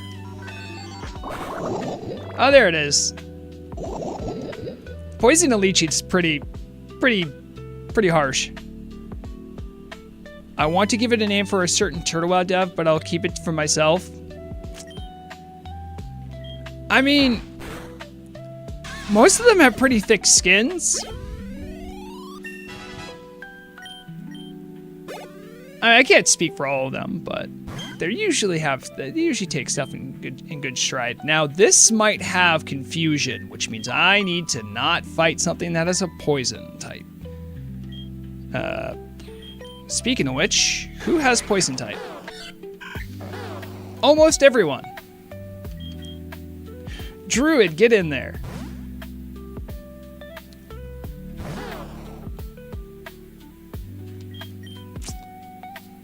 I think you're part psychic? I don't honestly know. Does not look like to be the case.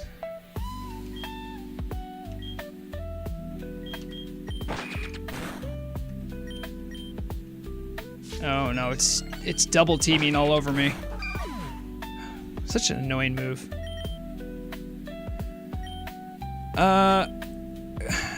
No, dude, like... Yeah, I guess you can learn it over tackle, but... I still have string shot. I should get rid of that too.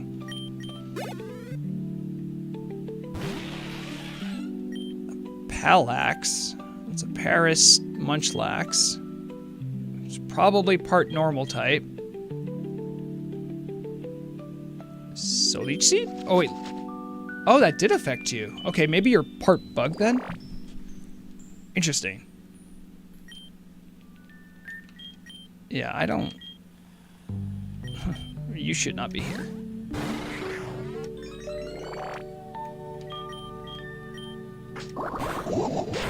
Ooh, and I got the poison.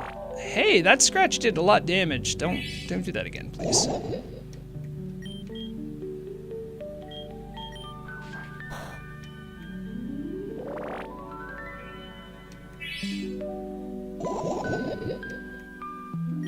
Nice. I'm pretty sure level 12 is my first cap, so there's really not a lot of leveling left for me until I fight Brock.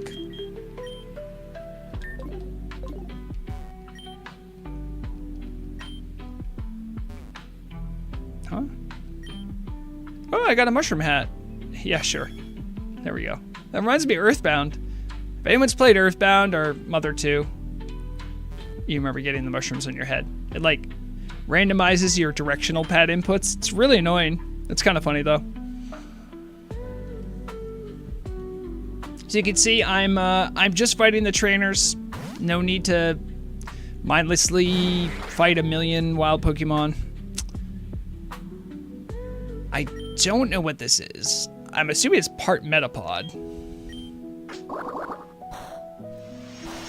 Whatever it is, it's resistant to poison.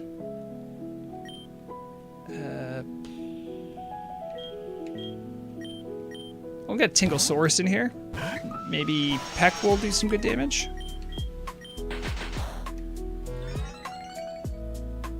Did it say Peck wasn't super effective?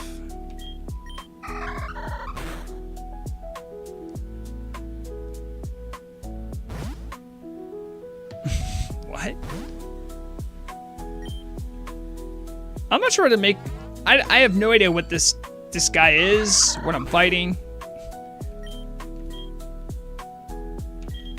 Can I peck you? No. I have no idea what this guy is.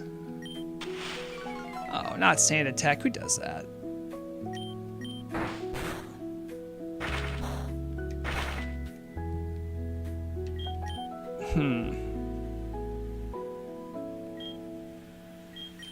Well, I already have the Sand Attack on, so I'll put Kexor in because it doesn't have to worry about that so much.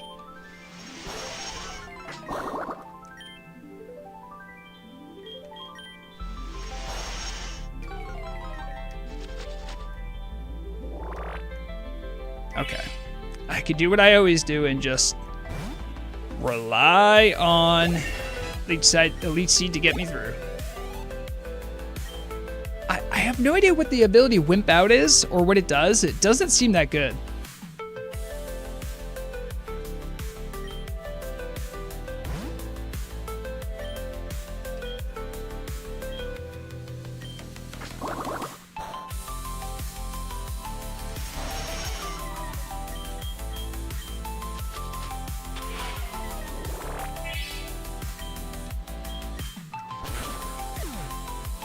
Wait, Vine Whip was super effective? Huh. Okay. I don't know what that thing is. I'll try Vine Whip. Oh, come on. Okay, Vine Whip is the answer, evidently, which is just weird.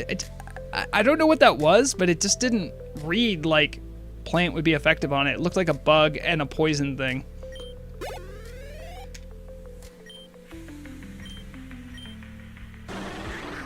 Oh my goodness! Just like that! It didn't take long to get him fully evolved. I haven't heard any names, so I guess I'm going to give him one.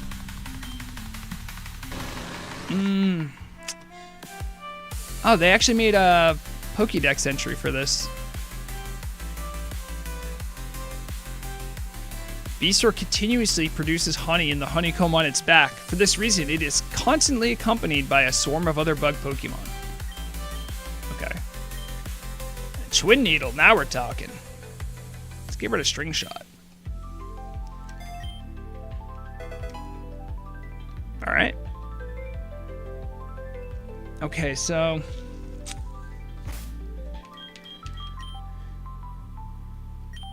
let's get your nickname.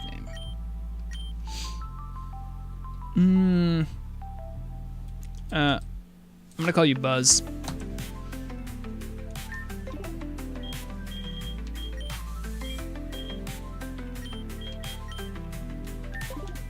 Okay. Is that a Pikachu? Is that Pikachu about to run and attack me and give me a hat like the Pidgey did? Yes. Gotta be. This game's like throwing hats at me. Okay, well, I think we're pretty much good to just walk out of here now. I mean, yeah, we'll use another repel, that's fine. I'll grab any more of these. None of this is super important, I don't think. I just don't want to miss a, like a TM or something that I might find. Some of them might be good. There's an egg right there. Well, doesn't matter. I can't get a Pokemon from this location anymore.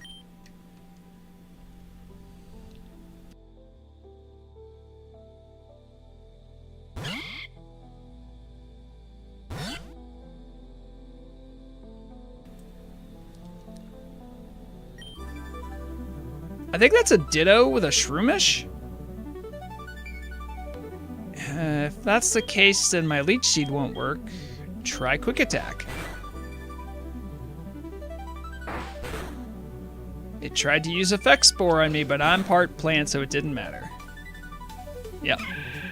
Lovely.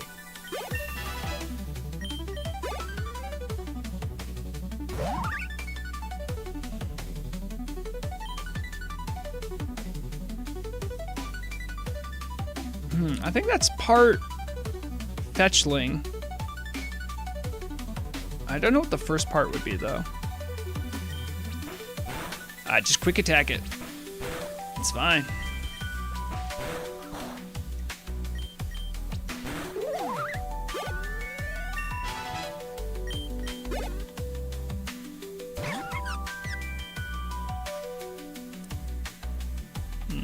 Bug Plant.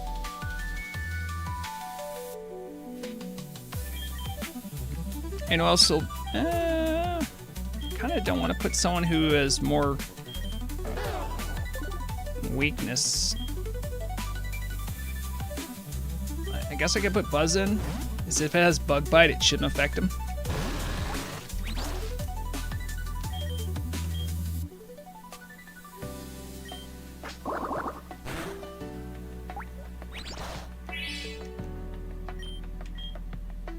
I wonder how good Twin Needle is. Oh, absolutely destroys you. Now, I'm pretty sure she is someone I can fight repeatedly, which could be good, but... Alright, these guys want me to gather them mushrooms. I'm not gonna focus on the quest here. The quests kind of feel like filler material. It's good. This, by the way, is still Route 2, so I can't catch another one here. Well, we made it to the next Pokemon Center.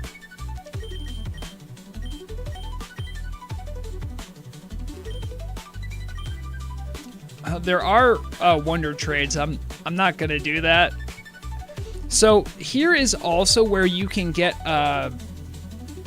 fossils.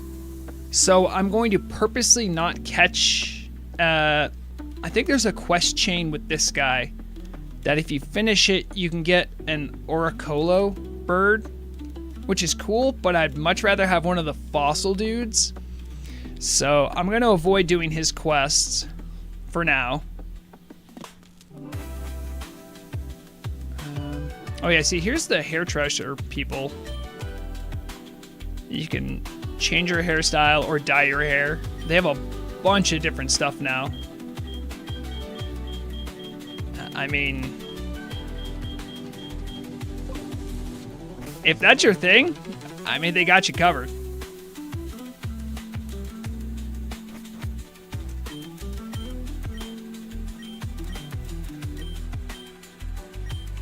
Oh yeah, this guy gives you the quest journal.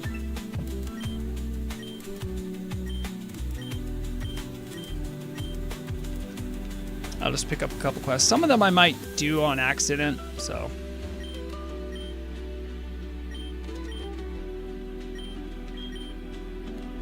Oh, wait. I gotta actually accept the quest.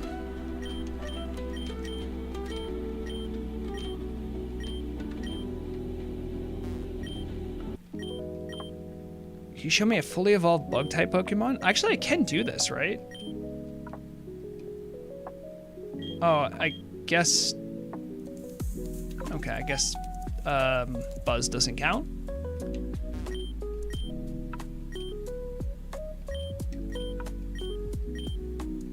And this guy wants me to pick up an item he dropped. That one I remember rare it is, so...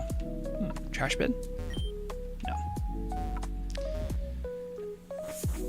But I think otherwise I'm pretty well set to deal with Brock. Brock is Steel type in this version, so I will need some way to deal with ground.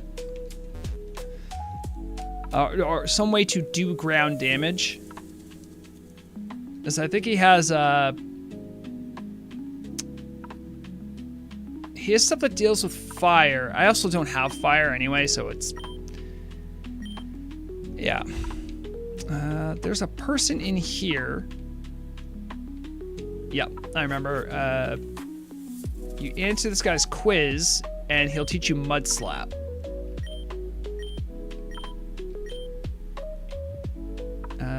Kabuto comes from the Dome Fossil?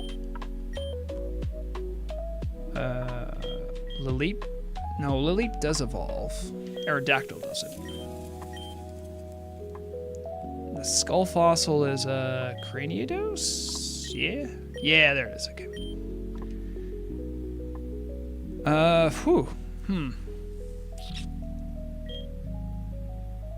trying to think of who I would likely bring into a fight with Brock.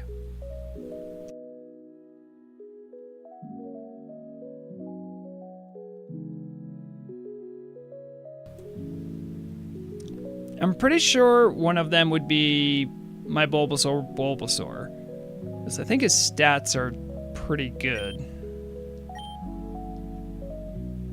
And he can just get rid of Tackle, no big deal.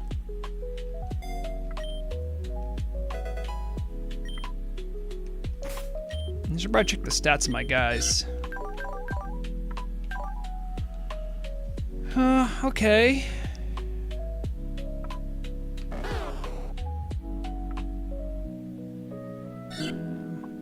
Acorn's actually not bad.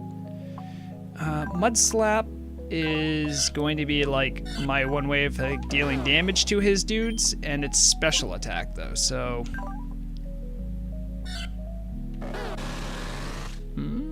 Buzz might be a good option.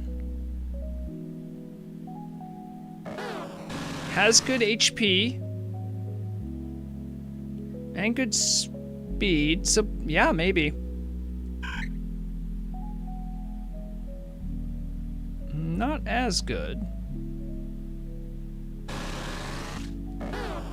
Actually, well, Bulbasaur still has to do one more level, so maybe he'd catch up. And would Druid be good? Maybe. I'm trying to think. I know he has like a Mr. Mime baby Pokemon that's mixed with a Steelix, I think.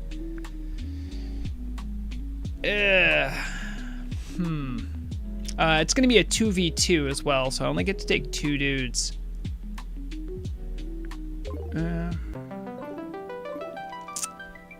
Now there is another route.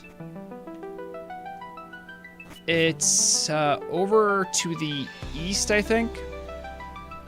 The problem with that route, though, is that I don't want to catch anything here because there's a guy who sells a Magikarp at the end. And I don't really need to train up my guys that much anymore because I'm pretty sure 12 is my cap. But either way, I'll see about getting Perfect Friend up to level 12 and then Druid as well.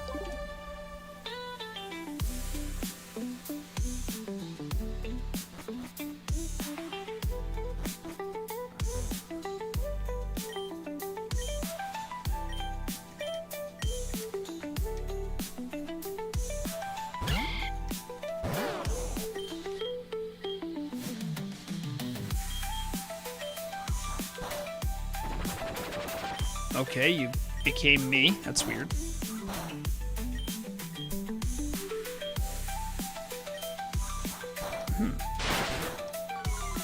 No, Mudslap actually is half effective on you because you're part poison, I think.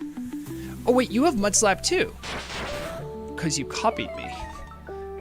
Should have saw that one coming. No, we're not gonna be able to hit each other. Okay.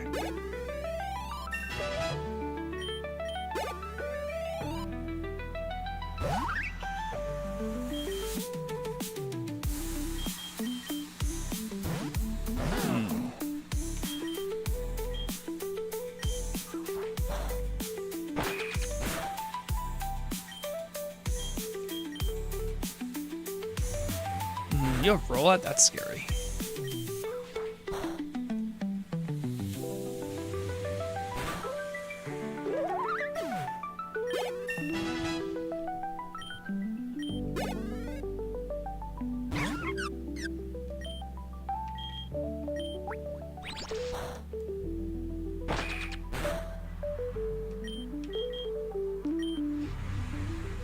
You can see they're not getting any more XP. So that's how I'm pretty sure that level 12 is the cap.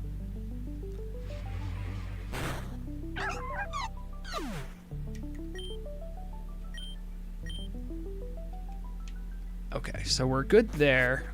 Oh, wait a second. Can I even fight Brock yet? No, I can fight Brock. It's that I actually need to fight him before I can do the Mount Moon area, I believe. That's how that works.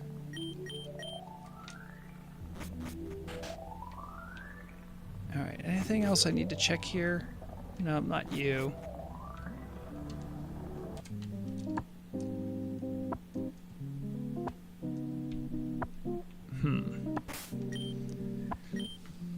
Take one more look. What I might need.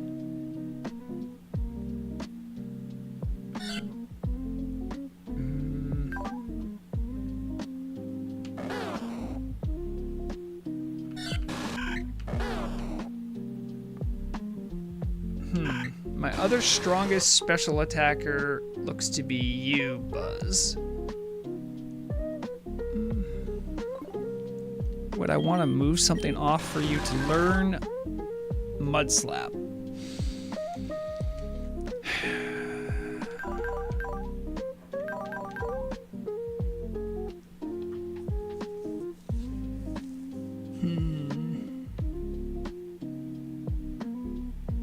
Oh, also check out my type matchup here.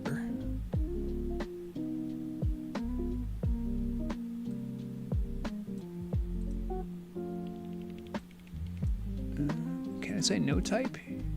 None. And let me just check out what Steel has going on. So I don't have fighting or fire available to me.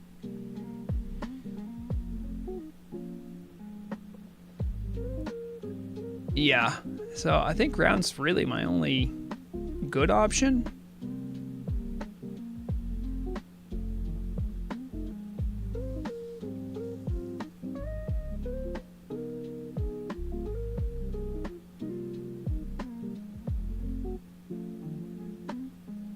Takes half damage from fairy, so even my fairy attack wouldn't matter. So okay, all right.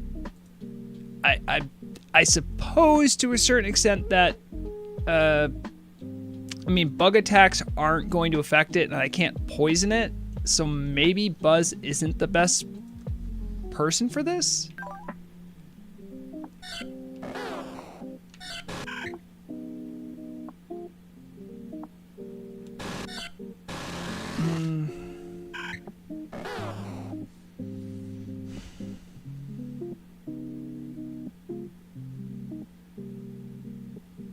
Maybe I use Druid.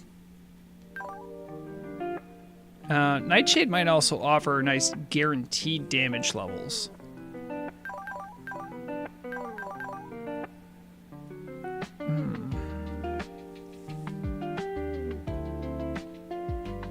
Maybe I get rid of Vine Whip. I think they're going to learn Razor Leaf sooner or later anyway, so I think that's what we'll do.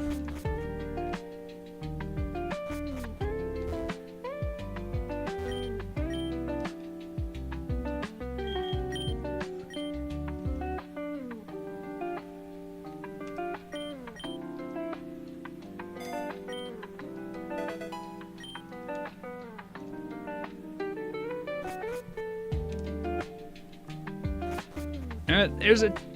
Hello, Lizzie Babs. How's it going? Welcome to the Bulbalocke. I'm about to take on Brock. Pretty sure something not good's gonna happen, but we'll see what happens. I hope you're still enjoying being the snowball target. I remember later in the game, it just became monotonous. Just the sound effect of getting hit by a snowball all the time. Yes, it does taper off. Although I'm not even joking. You'll find months later people still hitting you. It just happens.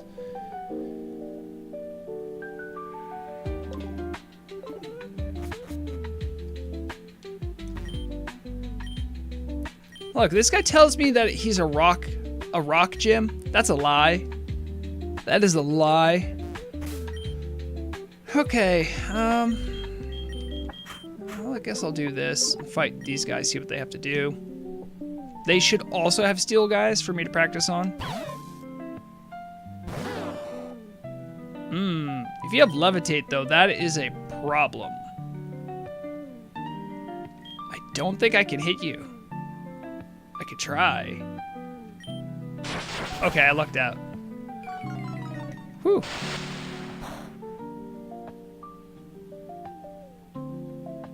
Yeah, exactly. Yeah, that's another thing too. I would get whispers all the time from random people like, "Are you gonna be where you are?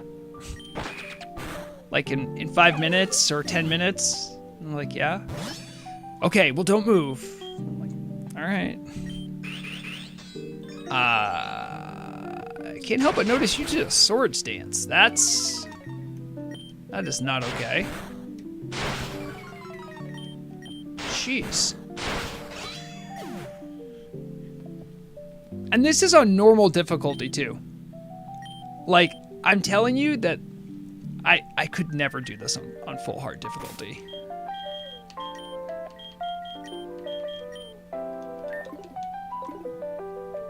All right, we'll fight this guy and then Brock.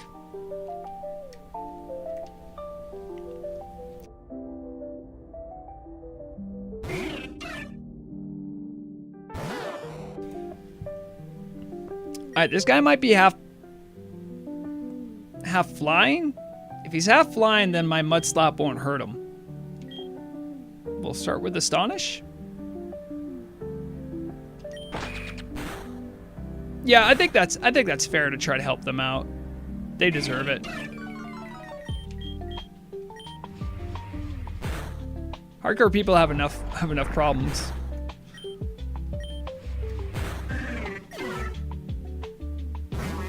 Okay. This is gonna be plant steel.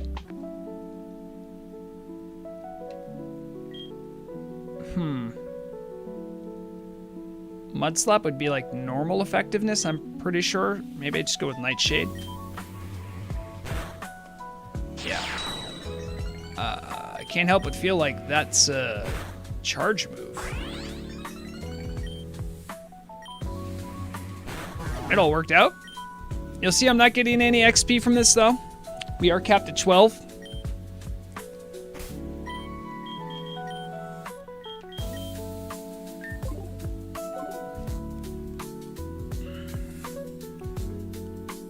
Okay. Do I want to start with Druid?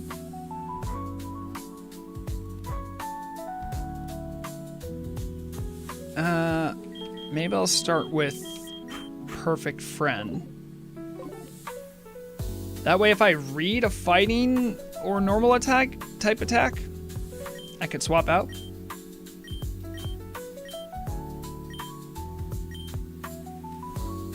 Okay. You and then you. Hold on, I'm going to change music for this.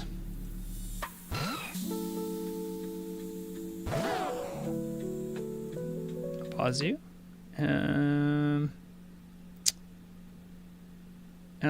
Is arena music going to be too... Yeah, we take it.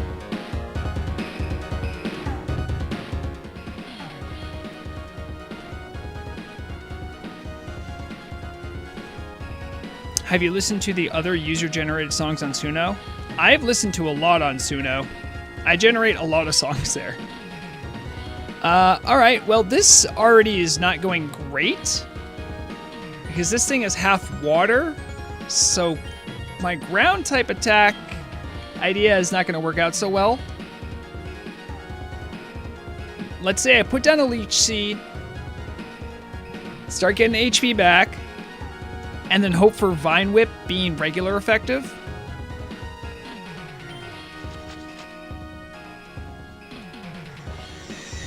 Future Sight.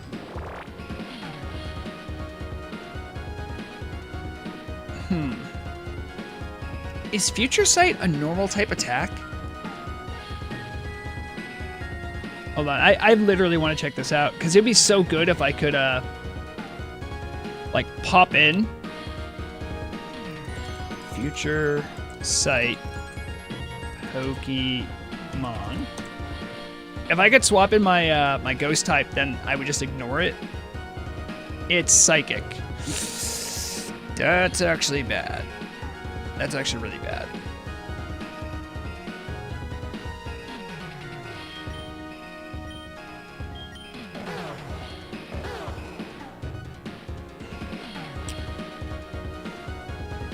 I think I have to bring in him just because he's not going to have the poison weakness to Future Sight. I just have to. Oh, and he did a headbutt. Okay.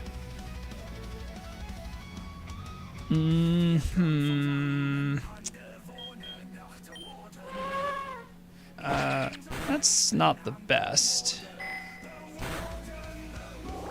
Okay, so we got the Future Sight's done. He made me drowsy, so I want to swap back in to Bulbasaur. I read the Future Sight, and I'll bring back in the other dude. Druid, get back in there. You're doing fine. Metal Claw's not the best.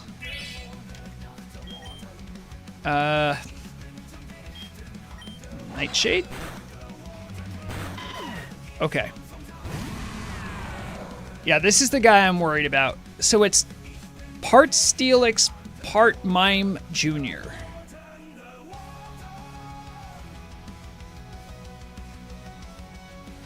I think that might be a fairy type, not even a psychic. I could be wrong, but I'm positive Mud Slap will work here. Do I try for the Leech Seed? Yeah. Yeah. That was a no-brainer.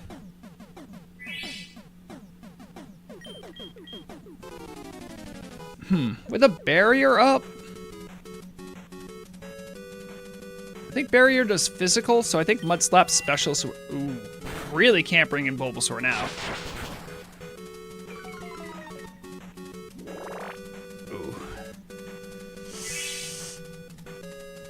Leech Seed's been doing work.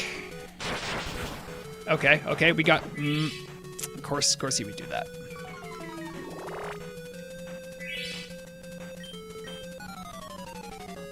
Alright, we're avoiding his stuff because Mud Slap keeps lowering his accuracy. We are cheesing this guy, and I am fine with that.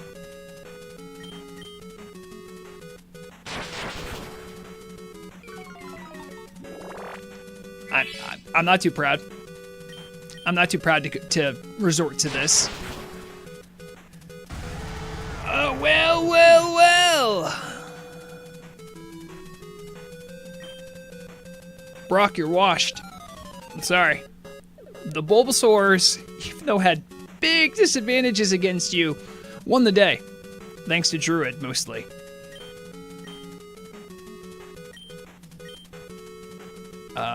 Gave me a drying pan? Sure? Okay.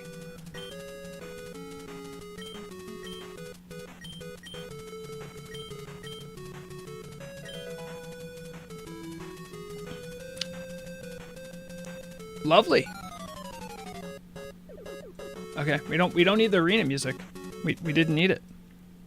We're already back to chilling.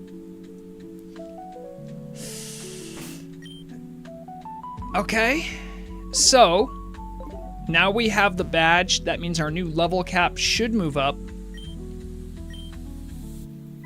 They're all basically congratulating me because I'm awesome. I get it. All right. I have to get the revive for that guy, and this guy's gonna give me a flute.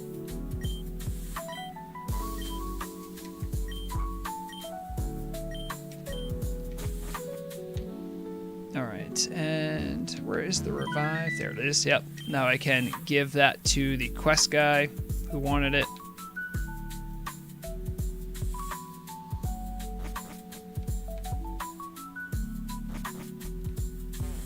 I'm not going to do the quest to get the Oricolo because I want a fossil Pokemon later. Oh, did I? I don't think I actually updated my catch spreadsheet.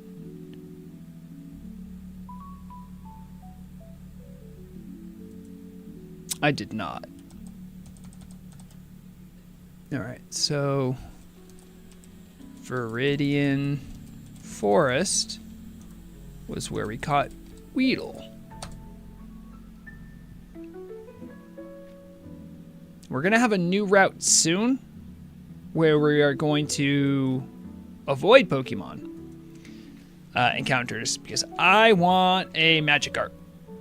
Who wouldn't want a Magikarp? Magikarp's great. He's just a little fish friend, and then he becomes an angry fish friend.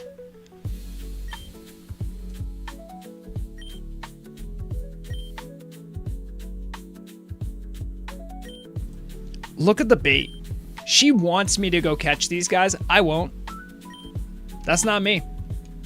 I want the Magikarp.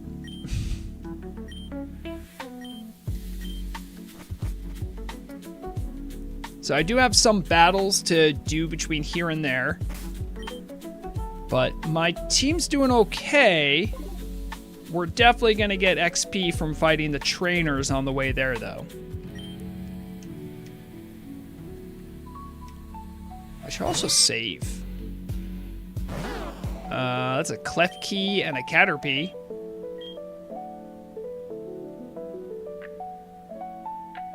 Really wish I had fire right about now.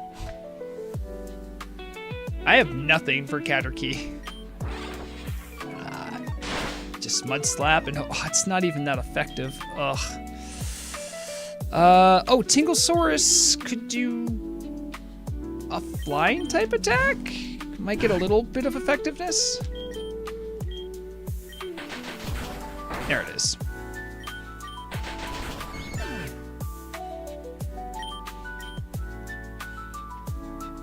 Oh, we're learning Poison Powder. Poison Powder is probably the better one over Sleep Powder, even though they have the same hit rate. Poison Powder, I think, has more uses, especially because I think I can find a Venoshock later. I'll gladly learn it over Growl, tell that much. Don't learn it.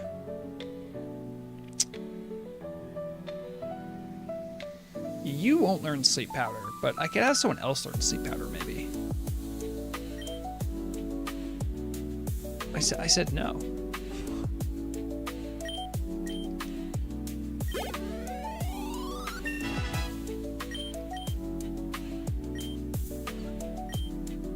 Now you're also poison type. Huh. Would I learn it over Leech Seed? I mean, Leech Seed is 90% and this is 75%, so there's that. Fury Attack's kind of bad though. So let's do Fury Attack.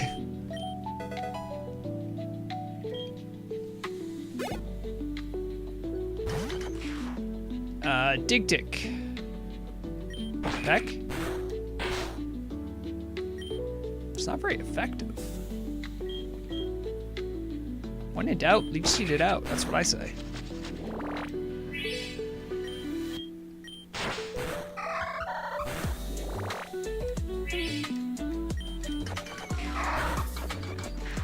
Okay, it's probably gonna be at least another level. There it is.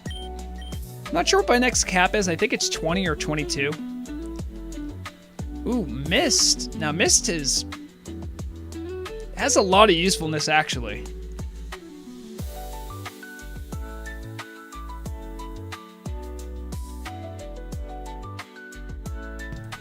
I thought Mist cleared effects. Maybe it doesn't. Any of its stats from being cut for 5 turns. Maybe they changed it. I don't know. I guess I won't learn Mist then. I thought it cleared status effects on the board. What does the cut mean? I don't... What cut? Huh? Someone get cut? Mimedal? So that's a Weedle Mime Jr. Could do a poison powder. Doesn't affect you? What? Get leech seeded, idiot. You leeched me? That's illegal. Prevents any of its stat. Yeah, I don't. So there are moves that you can use. So like a tail whip would lower the defense of your enemies. If you have Mist up, it would make it so that your defense couldn't fall, even if someone did a tail whip, for instance. But I thought Mist did more than that. Maybe it's different. I could have sworn it did something different.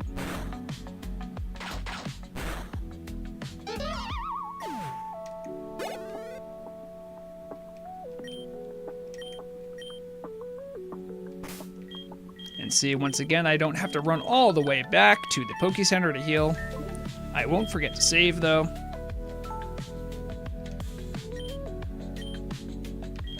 I don't want to fight you again, actually. There's a good number. I think there's like half a dozen people I have to fight until I'm to the next Pokemon Center. But this is good XP for me, so... let's get Buzz up front.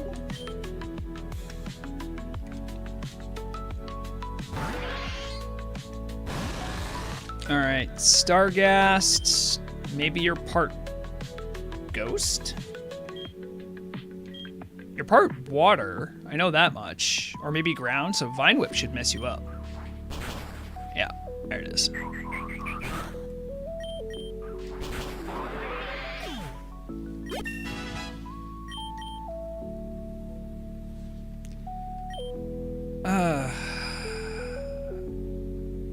Poison Sting does so little damage, and its proc chance is so low. Whereas Chewing Needle can also have a chance to poison, but is a bug type. I think I might just put this over Poison Sting. If I want something to be poisoned, I probably wouldn't use Poison Sting. Or if I'm trying to luck out, I would use Chewing Needle, so. No, do not learn Sleep Powder.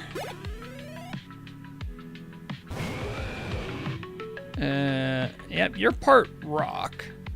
Which means I'm all out of wanting to be here. Yes, I think rock would mess up the bug half of me. You'll probably be fine soloing level 9. Famous last words, but we can do Vine Whip. No, we did bind, so we're fine.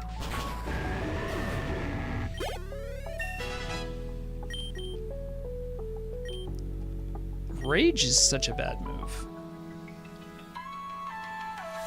Yeah.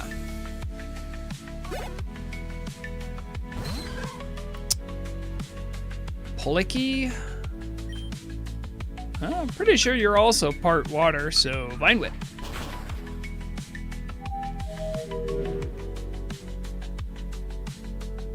Absolute degenerate behavior. How could you?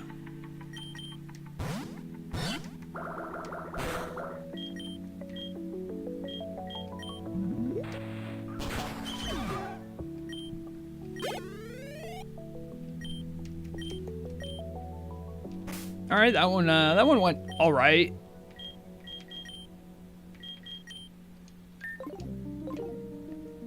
And we press on.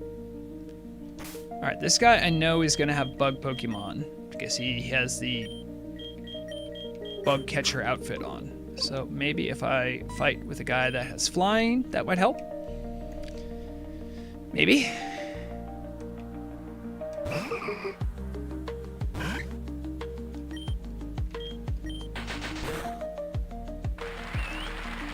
You caught me in an encore, so that's not gonna help you.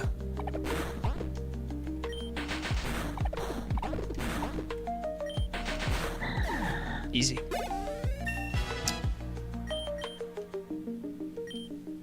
Takedown. I think takedown comes from the Ivysaur line.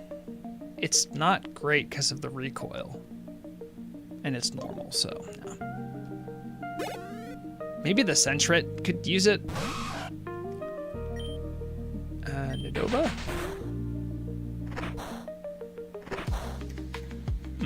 And you have a fighting type attack. Perfect.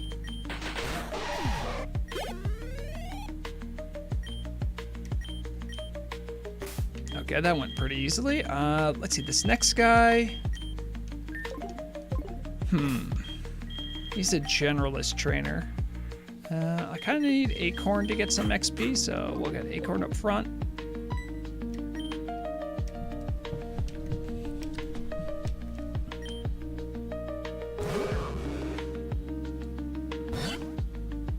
Magibish.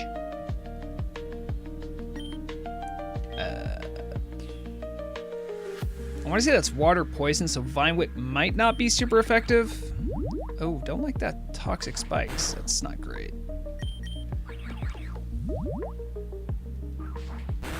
He keeps throwing toxic spikes. I have so much poison on my team, it likely won't matter.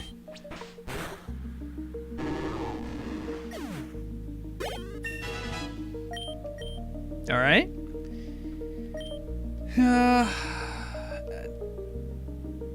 Over defensive curl, sure. Don't learn sleep powder. Fury swipes? That's the normal type one, right? Nah.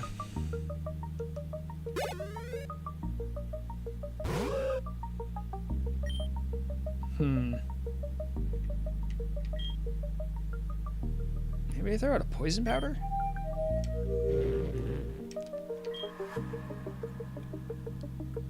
I don't know if it's a plant or a poison. Or yeah, a plant or a ghost. A little... I'll get my ghost in. Maybe that might... Really? Fine.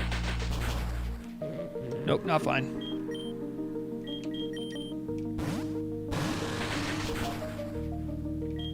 Okay, you gotta stop doing that.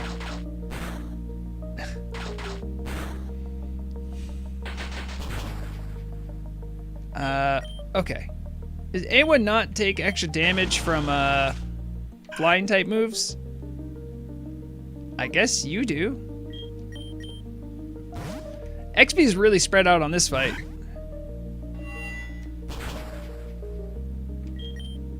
Ah, man, he like read me. Oh, and you did the thing. And I can't affect you with anything. This is not great. Okay, at least I took you down. Whew.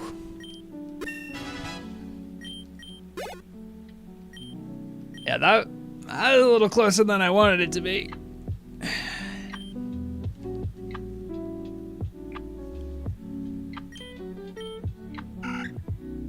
Oh, Tinglesaurus is evolving. I think it's gonna be part Ivysaur?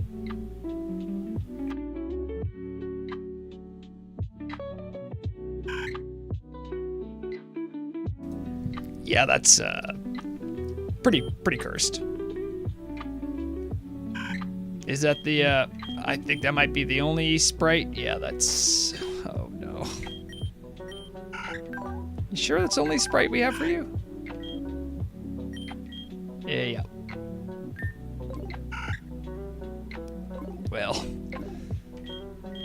Well, that certainly is something. There's a bug trainer down there I could fight. This is a general trainer.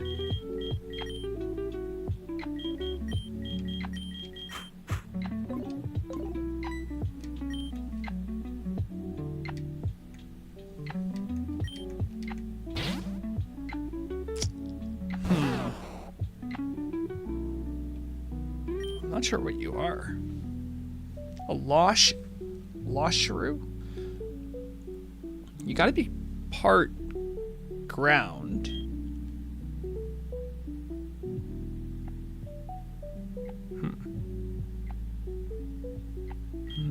Do leech seed? Oh, you evaded. That's normal, it's fine.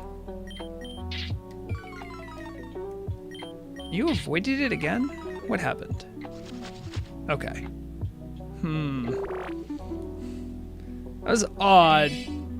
Missing 3 90s in a row is pretty rare. And you have Astonish, which hurts me. But apparently I hurt you more, so we're good.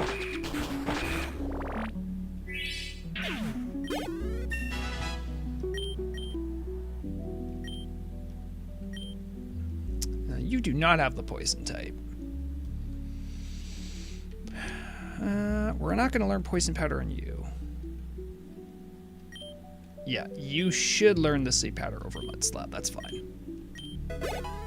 In case I want to catch something that might be tough, I think it might be useful to have at least one sleep powder. Teddyquill. Could very well have a fire move, but unlikely at this low level. Throw a leech seed. Every problem can be solved with leech seed, I'm pretty sure. Sleep powder for fun.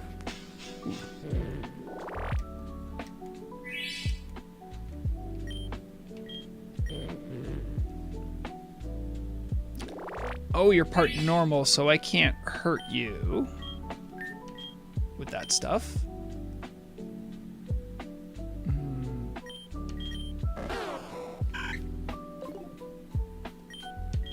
I would not have grass. I'll throw Sensor in. My Mr. Acorn. I think he'd do all right.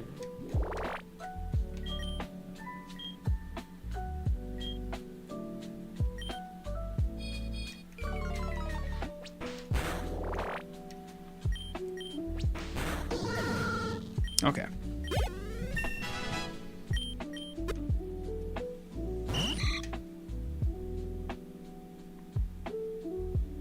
It's a steel water? Leech seed.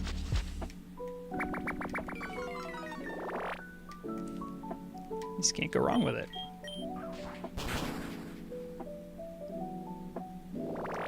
Oh, he tried to confuse me too. What a little jerk.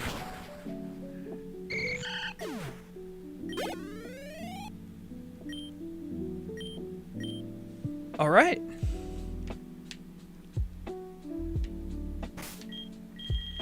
We'll run back to the Pokemon Center. We only got a couple more fights, I think, until we're at the next Pokemon Center.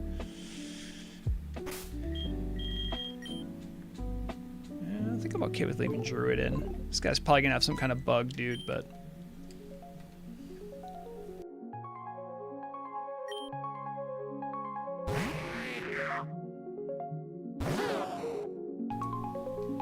I don't know if that's dark or ghost type. I want to say it's part ghost. Oh, it has the disguise thing too. I forgot about that.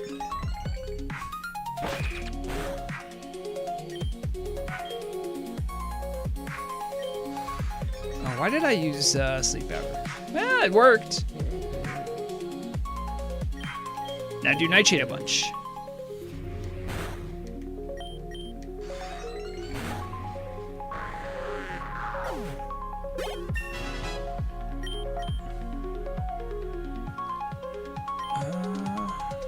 enables the user to hit a ghost type with any kind of move. It also enables the user to hit an evasive foe.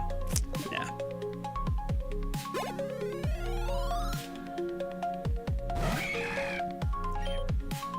Bug ground.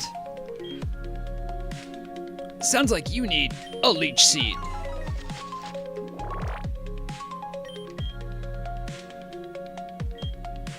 With a sleep powder. I mean, if it keeps working.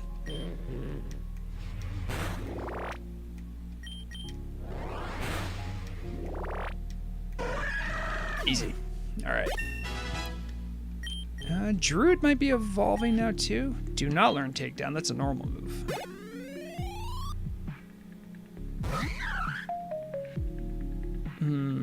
Bug fighting? Which clearly means I need to put leech seed on you.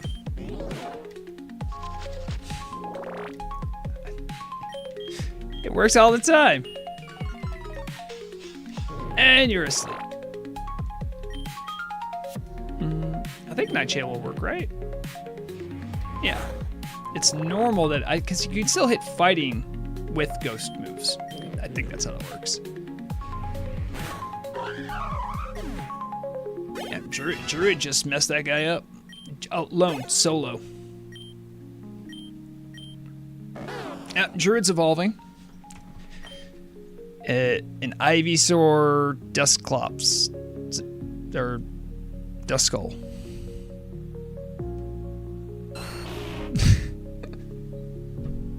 Oh, poor little guy.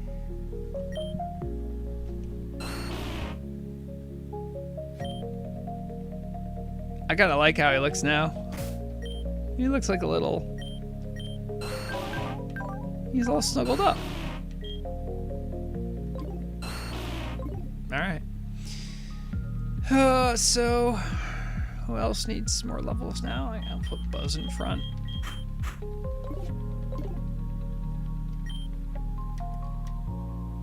And I think the next thing is the Pokemon Center. Then we'll be done this route.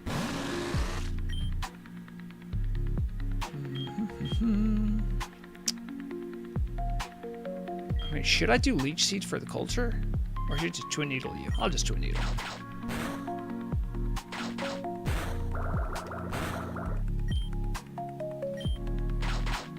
Alright.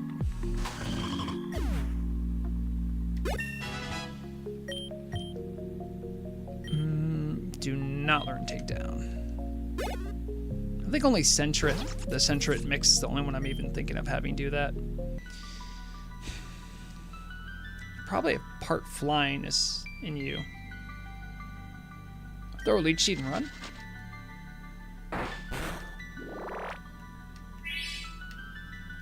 No, no flying moves yet. Poison powder?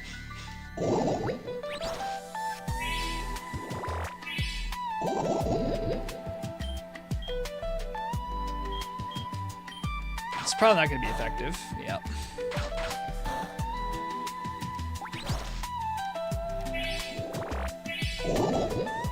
There's so much like after combat effects. I could just have a speed up button. 450. An Aura Palm.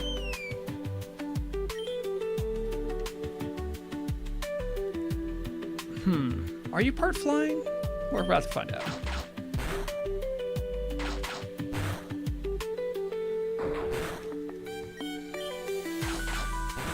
Easy enough.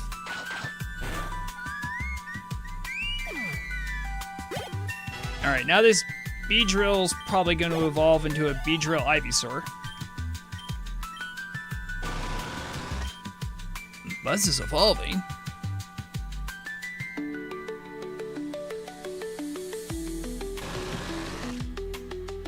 I kind of like it. It does actually look like a straight evolution of the last one, so this isn't that bad.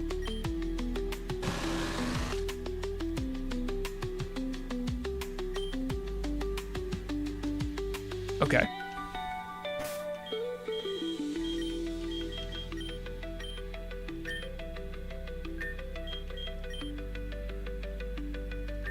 I almost randomly added a Pokemon. Hopefully that didn't go through. It didn't go through. Whoops. Debug menu is awfully slippery.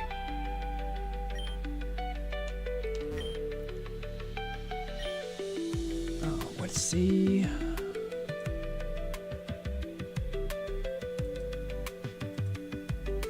And that's good, and that's good. Okay.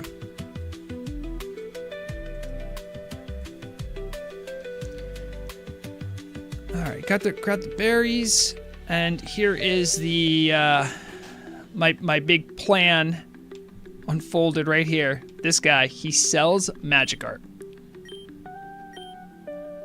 Sure.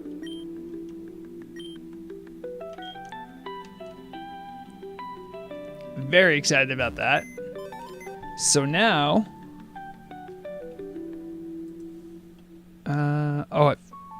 what zone am I on? I should probably figure that out before I enter anything.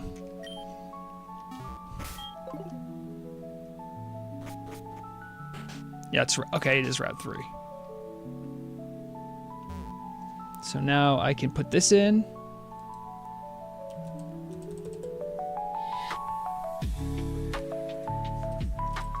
Route 3. Magikarp. Lovely.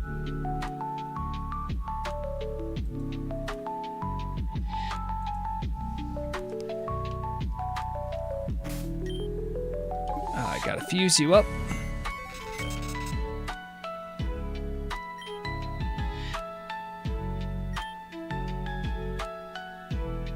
That was weird. It said something glitched with the PC. Did something go inside of it?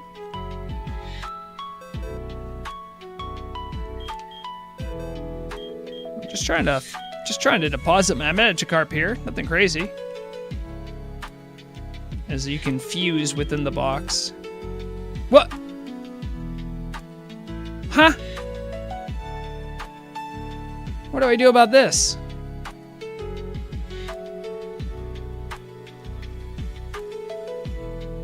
I didn't catch him. Why is there just a Porygon in here?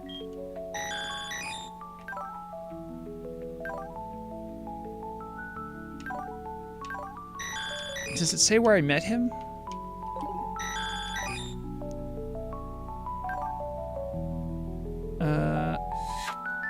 Okay, so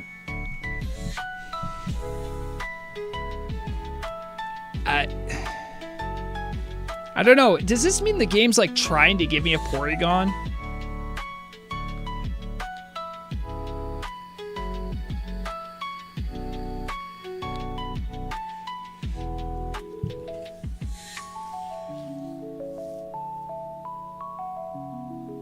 I'm kind of at an impasse here. So the game, I didn't catch anything. Hello, hello, Tania.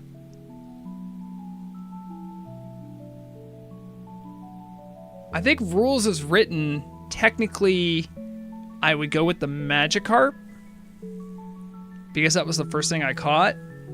But I mean, I've played a couple sample test games. I've never had a Porygon just have like a little event and then appear inside my computer.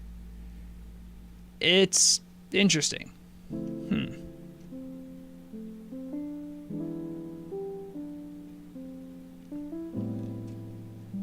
I suppose.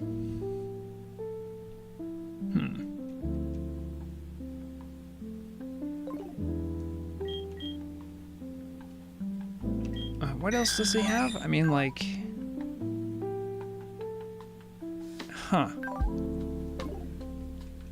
I'm not gonna release him or anything. I'm just gonna put him here.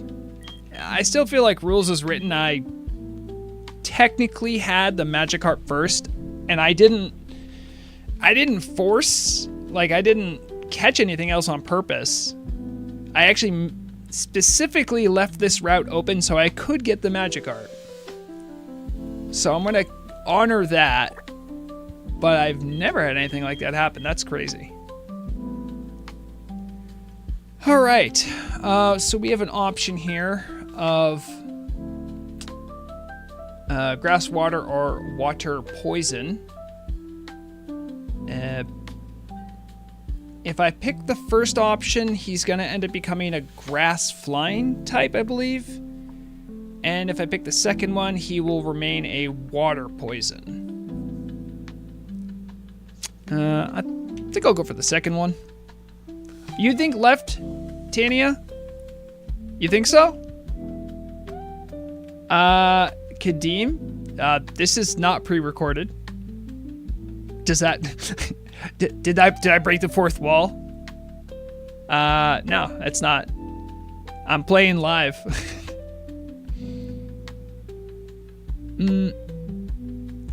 Tania, I'm willing to hear you out on this. All right, you sound like you want it to be on the left. All right, we'll do that.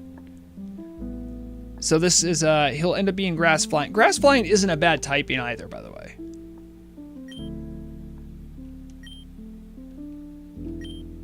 Let's see what he becomes. Well, I mean, it just looks like a Magikarp with a Bulbasaur on it. Tania, you did decide this thing's fate. If you have a nickname for him, let me know. Lizzie says Bulbacarp, but Tania did choose its form. So Tania, if you come up with a name, by all means.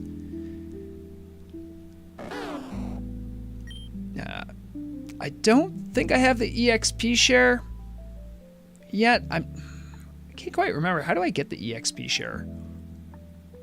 That actually might, hold on. I'm gonna double check that. That would make training up this guy a lot easier. Because right now it's pretty terrible. Let's see, Pokemon Infinite Fusion EXP all.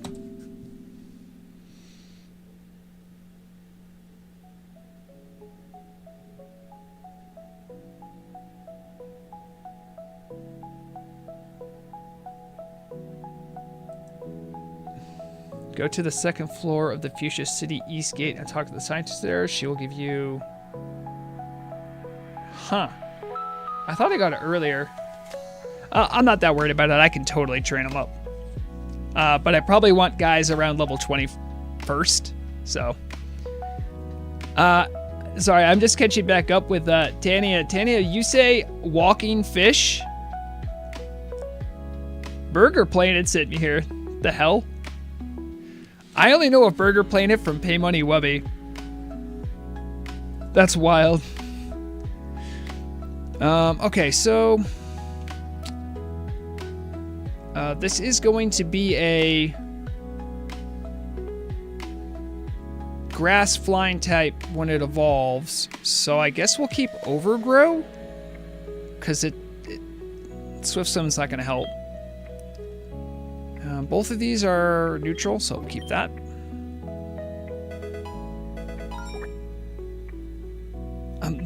That's our precious boy right there. I'm gonna keep him right here until I'm ready to train him up. I still can't believe we got a Porygon event. I feel like that's pretty rare, but.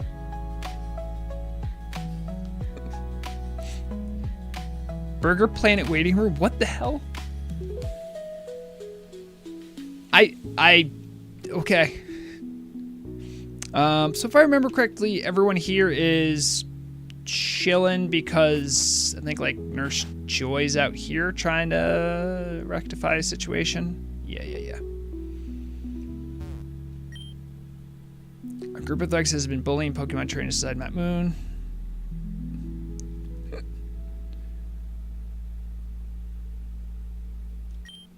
The Pokemon Center is completely overrun. Yep. Okay.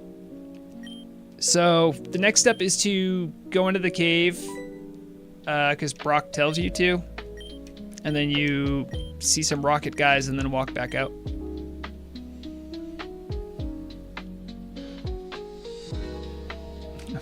Burger is restreaming me. Shout outs.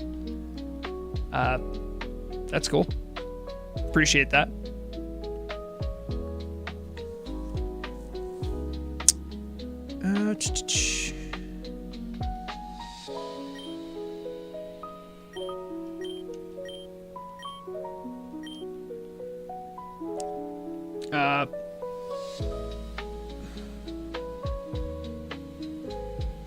Can't tell if you guys are taking the piss or not.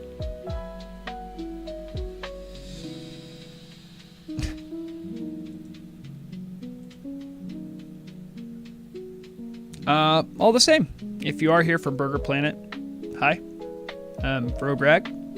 I mainly do Turtle WoW content, but today I'm doing a Bulbalocke.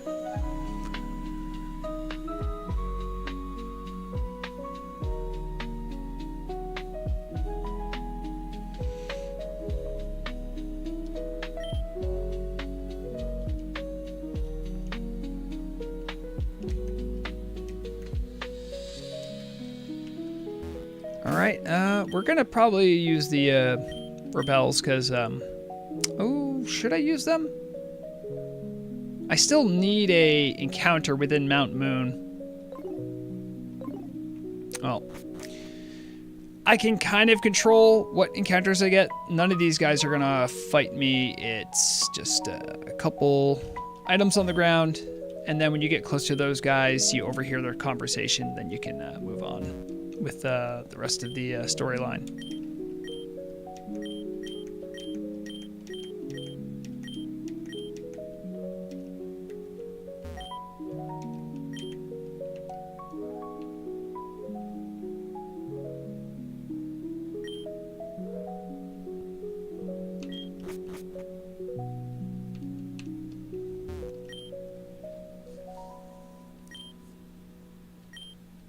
And like I said, you just you do that, and then he gives you a rock smash, which you need to continue on through Mount Moon.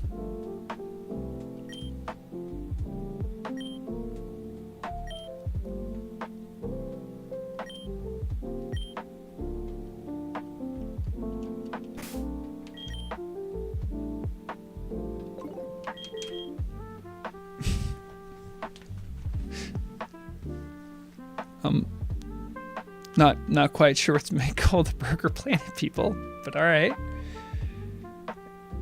Yeah.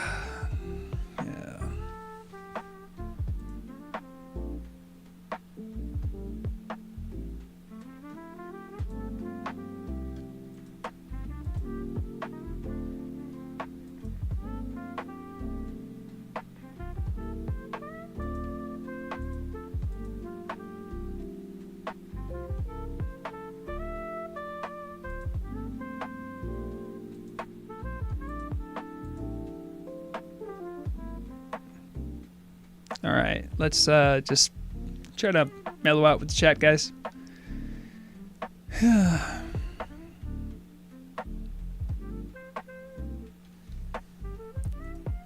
Okay. Did he actually give me the TM for Rock Smash? He did.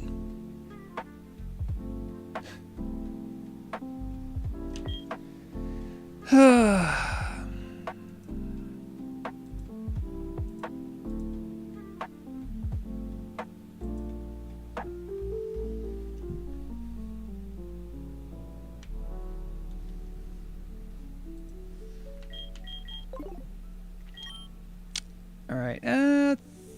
Hopefully one of my guys can actually take advantage of that. Hold on, my headset's about to die.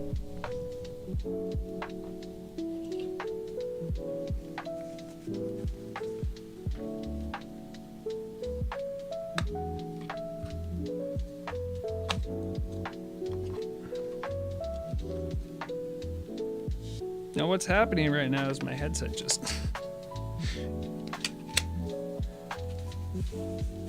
ran out of juice. Fortunately, I got this this nice set from a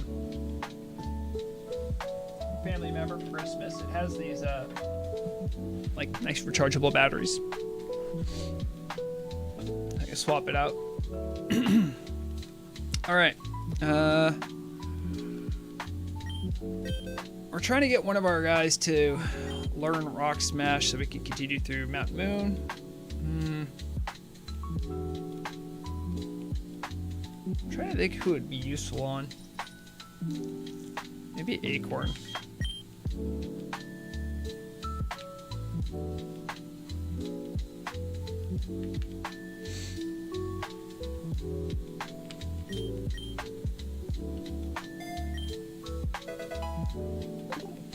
A nice thing about this game is that, like, later when you learn TMs and stuff, you don't need to have like TM slaves, so you don't need to have Pokemon you keep just for that ability. Like, you'll get items that'll let you use it, which is a nice touch.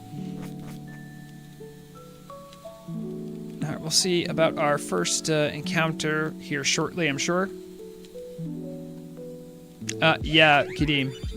HM slaves. It's something it's like a Pokemon you keep around just to do fly or cut or what have you. And you don't actually actively use them, but they have a good move pool to use HMs. Oh, this guy is fused, which is a bummer.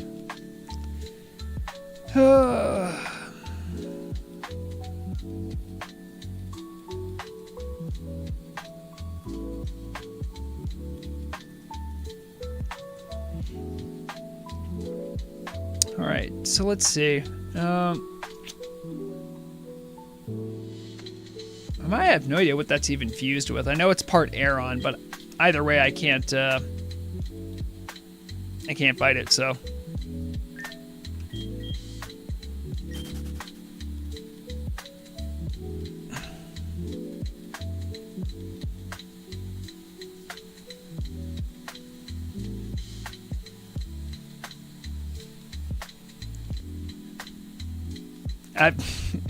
I have no idea. I have no idea, Elizabeth. I don't know what's going on. It is entertaining to ban them, but I don't know what's going on.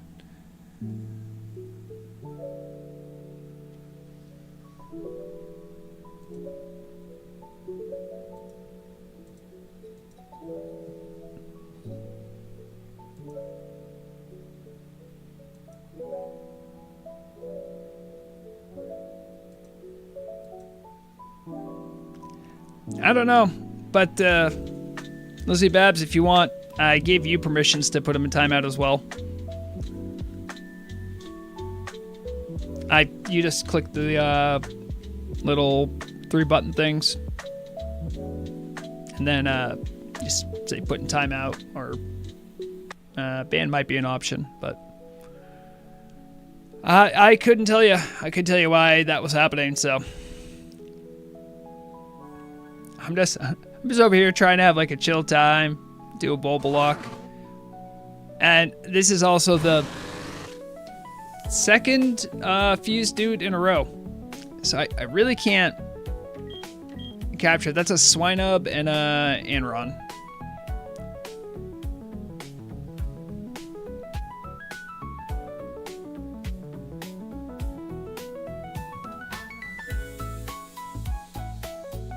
Oh,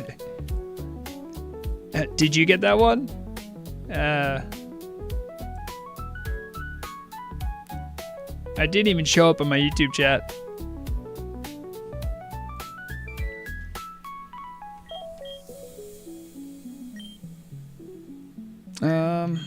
Anyway, can't do that guy for capturing. That's two fuses in a row. It's kind of a shame. All right. This one's good for catching. That's not that bad of a one either. I think if it's part steel, I can't use poison powder on it. I guess leech seed would work. And then I could swap out someone to do sleep powder. I think that's a go-to move.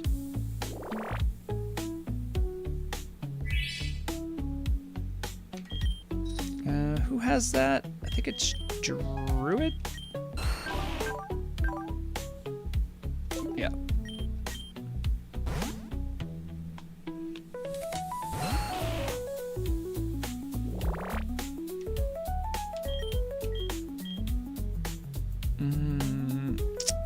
Probably not do Nightshade, just because he's so close.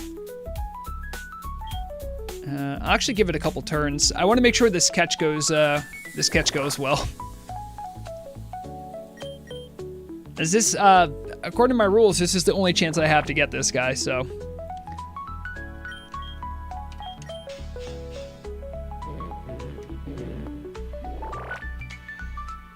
Alright, he's in the yellow.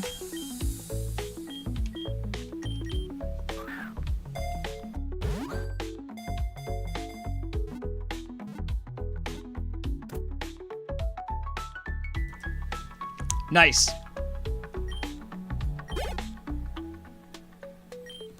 Now, ooh, look how spooky these are. It doesn't matter, they're gonna be fused later. I'm so glad you have the power. I honestly have no idea what the hell that was all about, but you know.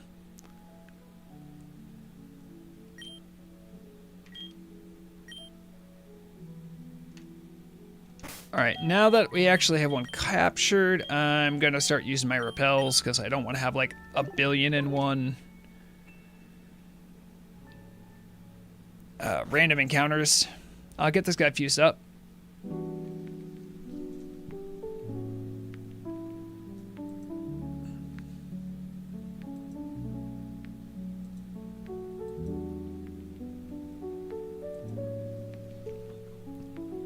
I was too quick. I was too quick with the devs. I got that one. You have to use the power responsibly. And quickly, evidently.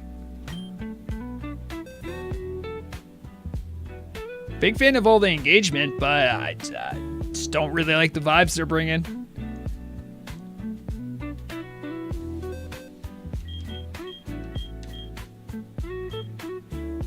Oh, that guy actually went to my party, didn't he?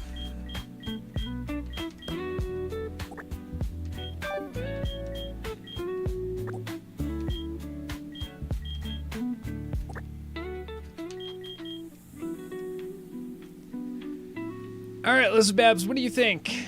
A grass rock or a steel poison? I feel like steel poison has the most promise as far as the typing.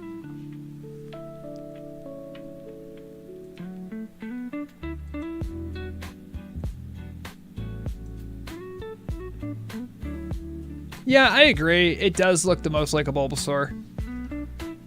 I think the typing's good too. I don't know how many steel or poison type attacks he's gonna learn, but you know, better than nothing.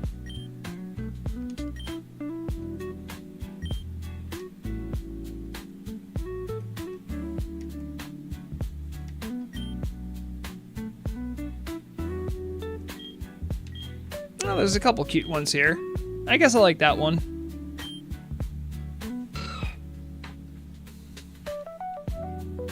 I wonder what kind of a type advantage that actually might help do stuff with. So steel and poison. It's only weak to ground and double from fire. There's a lot. That's actually pretty good defensively.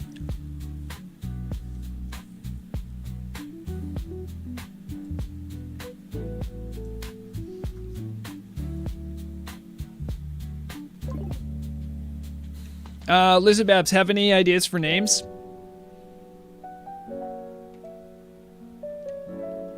Probably give him Sturdy, because he's not going to need Overgrow, because he's probably not going to be a plant type attacker.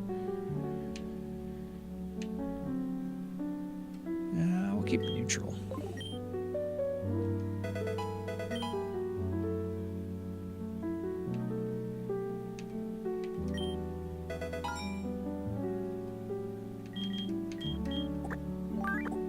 I can get him a couple levels before doing the rest of Mount Moon, I suppose.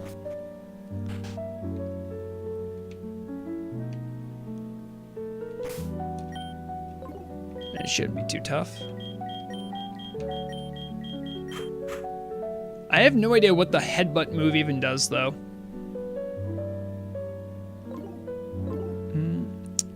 Maybe I should fight a couple things in the wild? 'Cause I'm not sure that he might just get straight up clapped by the ones that are, like the trainers are on the route here. I'm not quite sure. Yeah, let's try this.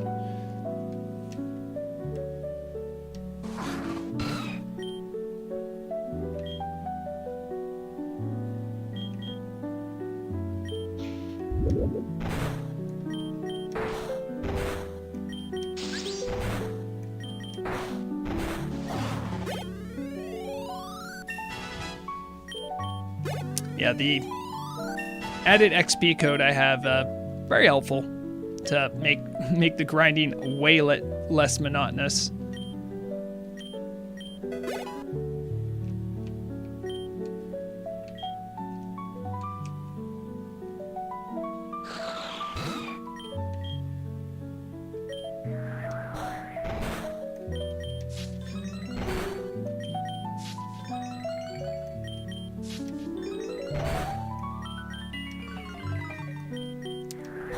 He did use a lot of evasiveness, but it didn't really matter in the long run. Ooh, already have a metal attack. That's actually pretty nice.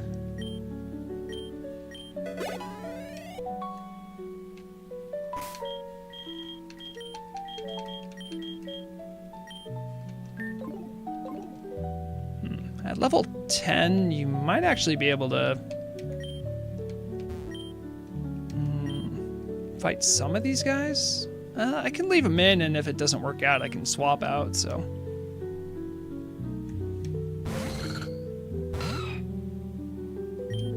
You're even level. Chinks is electric water, maybe? Try Vine Whip, maybe? Ooh, that could kill you. It didn't kill you. Oh, maybe the rock prevented it from taking you down? That could have been a wheel spin right there.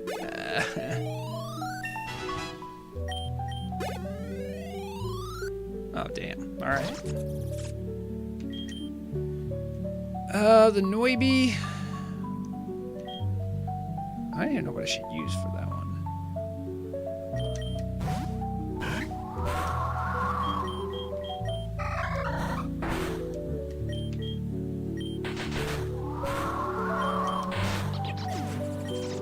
Okay.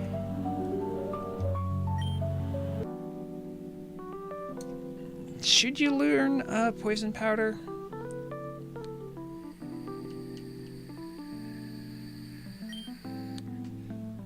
I guess it's better than Mud Slap, which does next to nothing. Now, Rock Tomb.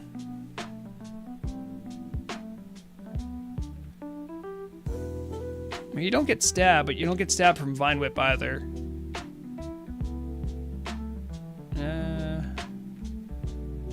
Yeah, take that one. We don't have any rock type attacks yet, so that's actually pretty good.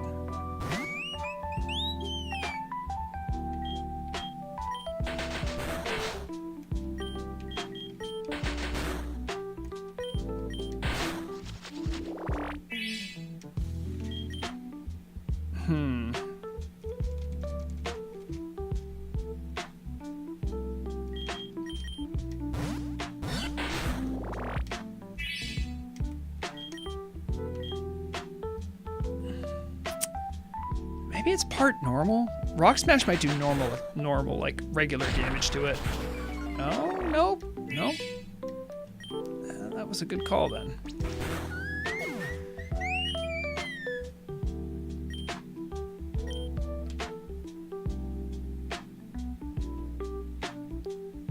Oh, round is like a doubles move.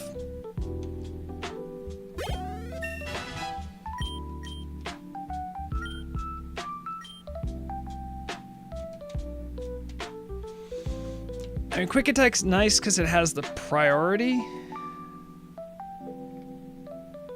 A takedown does do a lot of damage.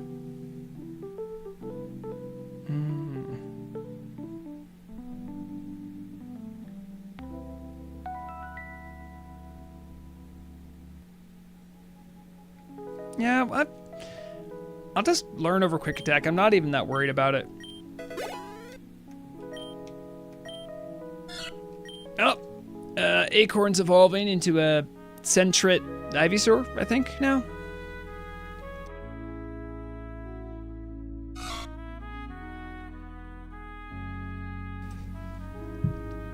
Okay, no, then it wasn't an Ivysaur, it was a Furret, maybe? It looks very cute now, though. You don't need agility.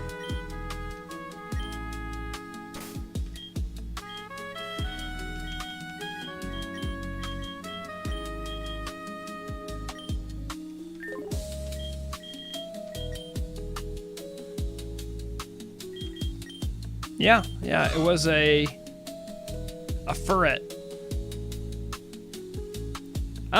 Nah. Mad Ghost. None today. I mean, if you have any questions or anything, I can definitely try to answer them best as I can. I did talk a little bit about Turtle WoW, but and I was talking to someone else before about getting burned out on WoW in general. I'm like, yeah, it's good to take a break, do some other things, and I've actually been meaning to do a little Pokemon Infinite Fusion content, but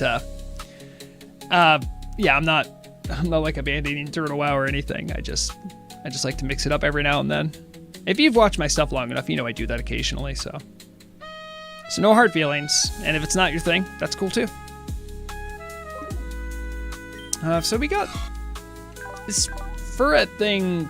Actually, is pretty good attacker.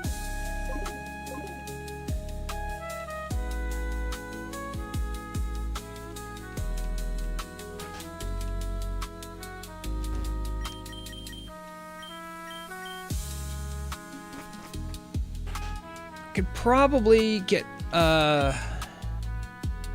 Aerosaur some more combat.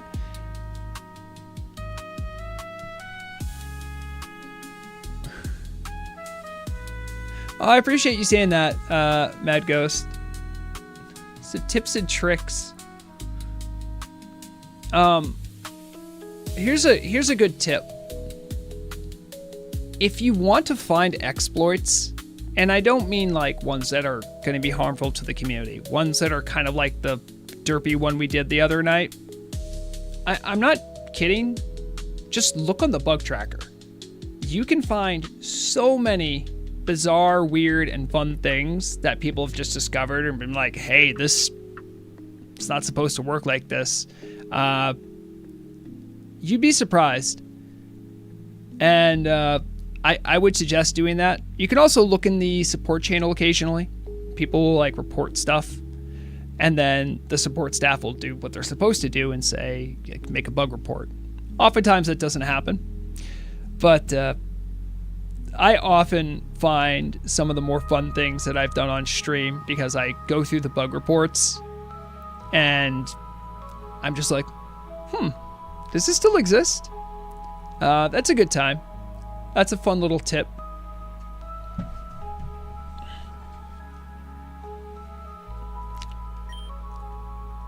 All right, so probably gonna put on.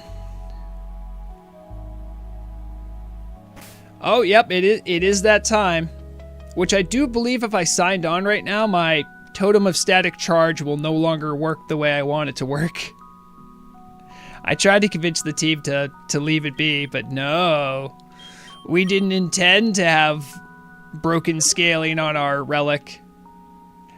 But they do it a lot. Yeah. Yeah. Well, yeah, and Mad Ghost, have fun. Honestly, as I always say, you should only be playing the game when you're having fun, and looking for fun exploits. Like, I don't know, you might have seen some of my other streams where a friend of the stream, what's his name? Oh, jeez, I just blanked on his name. Anyway, we love doing boundary break stuff. We went to the Vanilla Outlands, which is really fun. The team doesn't get mad at you for doing boundary breaking stuff in general. They don't. So There's lots of places you can get to that you're not supposed to be that are fun to get to. If you're into that kind of thing. Yes, Marcantius, thank you. Lizzie Babs, thank you. That's why you have moderator privileges. But yeah, Marcantius, sometimes he'll just slide in my DMs and he'll just show me a picture and be like, guess where this is? And I'm like, dude, you know I don't know. And he goes, meet me under the waterfall at 5 o'clock. I'm like, we have a good time. And sometimes we do them on stream. Generally, if it's like really out there, I might run it by the team, be like, hey, so we kind of gotta sort of do a thing that could crash your server. Is that cool? We've never really, I don't think I've ever done anything like that, but I generally try to apply a level of caution to some of the things we do. Epipha. Does metal work on fairy? I can't remember. Well, it doesn't not work on fairy.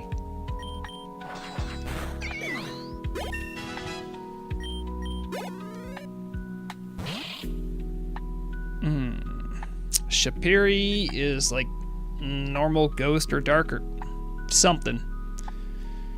It's something. It's gonna be harmed by Metal Claw, though.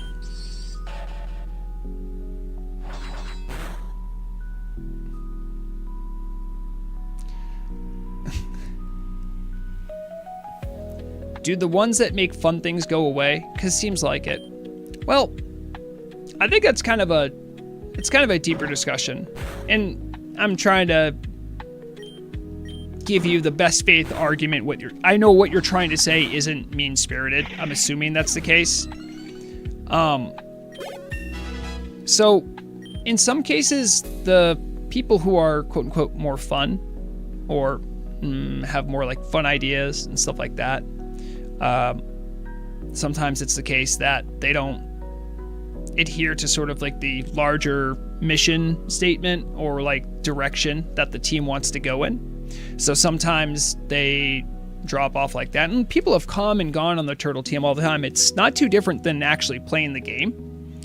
So sometimes some people just lose interest and move on. So that can be part of it too. So yeah, there's sometimes a difference in direction, and sometimes difference in interests. And overall, I feel like you'd be surprised at some of the more fun ideas of who they actually come from. And I would say if you see something that doesn't really have like a name attached to it, no one claiming ownership over that, it's probably someone in management.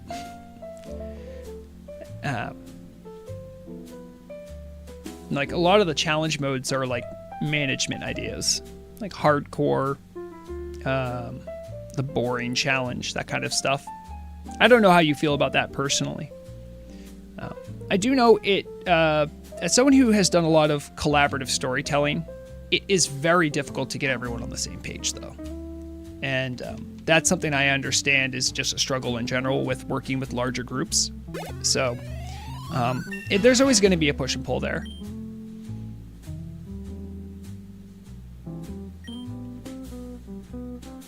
I think, I think Classic Change 2 marks something special for Turtle WoW, where they're starting to actually make the game their own.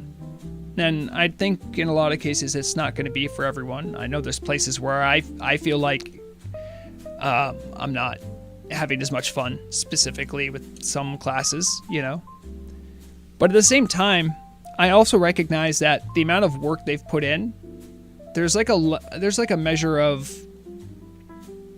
hey, it's okay. This is like your ideas, and some are gonna hit, some are gonna miss, and that's okay. That's part of the artistic process. And like Lizzie Babs, who may or may not even be here anymore, famously on Little Karen, loves doing Warlock stuff, and Warlock specifically have really been going through it. And At least as far as like PvE content, rating, that kind of stuff. So, you know, I definitely feel you with some of that. I traded Hellstone. Wow. I definitely understand what you're getting at, though. I think there's always going to be something special about Vanilla WoW. And the further the team moves away from it, the more it's going to be alien to people expecting Vanilla WoW. And I think as far as gameplay is concerned, they're really in a tough spot when you think about it. They have a new client they're developing. They have new raids they're developing. They have lower level content they're developing. They're dealing with itemization all at the same time with a ever-changing population base. I think missing the mark is just going to happen for some people. But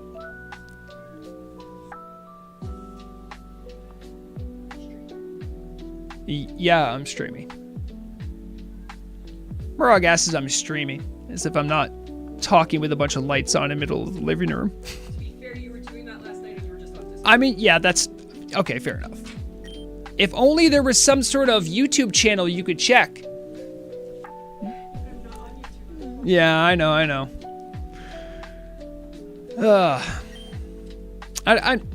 I'm sorry, Calitius. I hope that answers some of your question. I mean, I would say that I know when I'm in those discussions, if I'm even involved in them at all, I'm usually one of those people who definitely pushes forward fun and stupid ideas.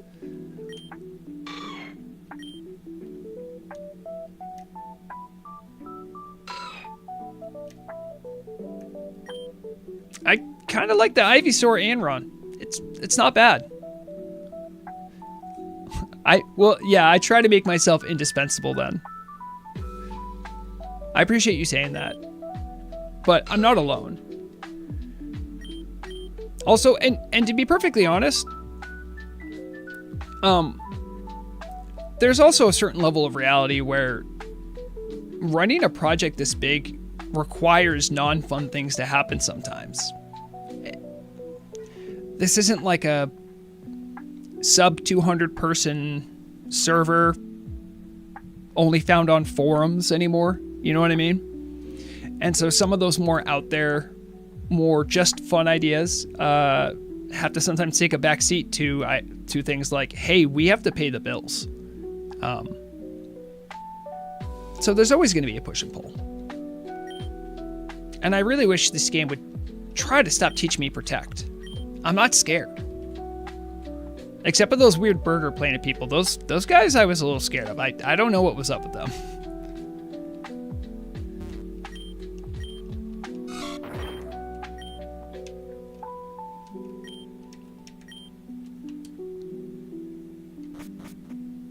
Lord knows if there's one thing you can do. Is you can always... Thank you for saying so. You can always get me on a tangent if you get me talking about a complex topic.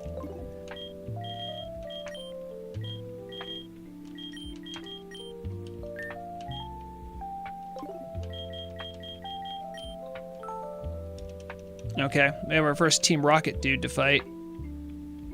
I have no idea what's going to happen.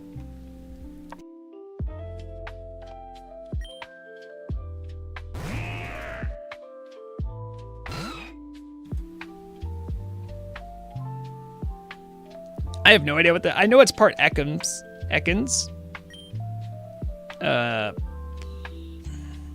What if I just did a metal claw? So I have no idea what you are. That actually worked really well. Oh no.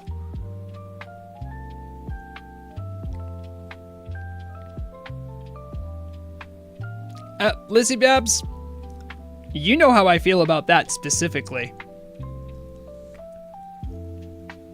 If the Horde had an option of getting more development and story and polish, or having better transit, I know what I would pick as a Horde player. Yeah, sure, I can get around a little bit easier than the Alliance. We're down 2 cities. The original vanilla had a lot less horde content. And the problem hasn't been solved overnight. And right or wrong, the Turtle team hasn't fixed it either. Have you seen Alothalos? And have you seen Blackstone Island?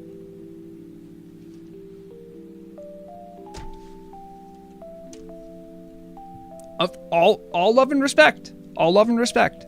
But there's a difference. So boo-hoo. You still have the instant teleport to Alothalos, or do you? I thought they put that back in. I'm not quite sure now. Also, I do know I do not want to be in for the Slug Rain, who's probably going to use a fire move and kill me. So let's find a guy who isn't weak to fire. I think most of my guys are, except for Tinglesaurus and Acorn. Yeah, get in there.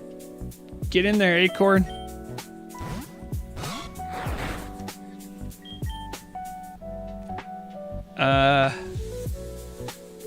Boy, I don't know what to use here. I guess Leech Seed? Because it always works. I think you're part Nidoran, so I'm not going to use Poison Powder. Do a Rock Smash? Okay. Do a Takedown? Oh, it worked! Hey! And you went to sleep. That's okay.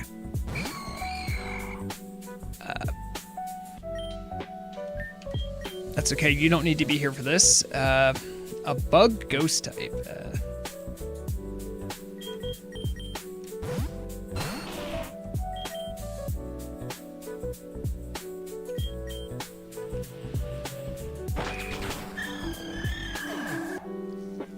Alright, that works.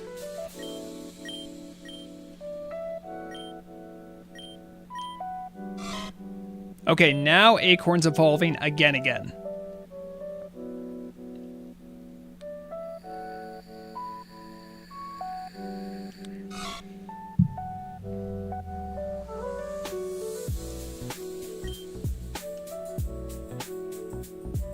I kind of like this. This looks a little cursed, but this guy looks kind of fun. He's cool.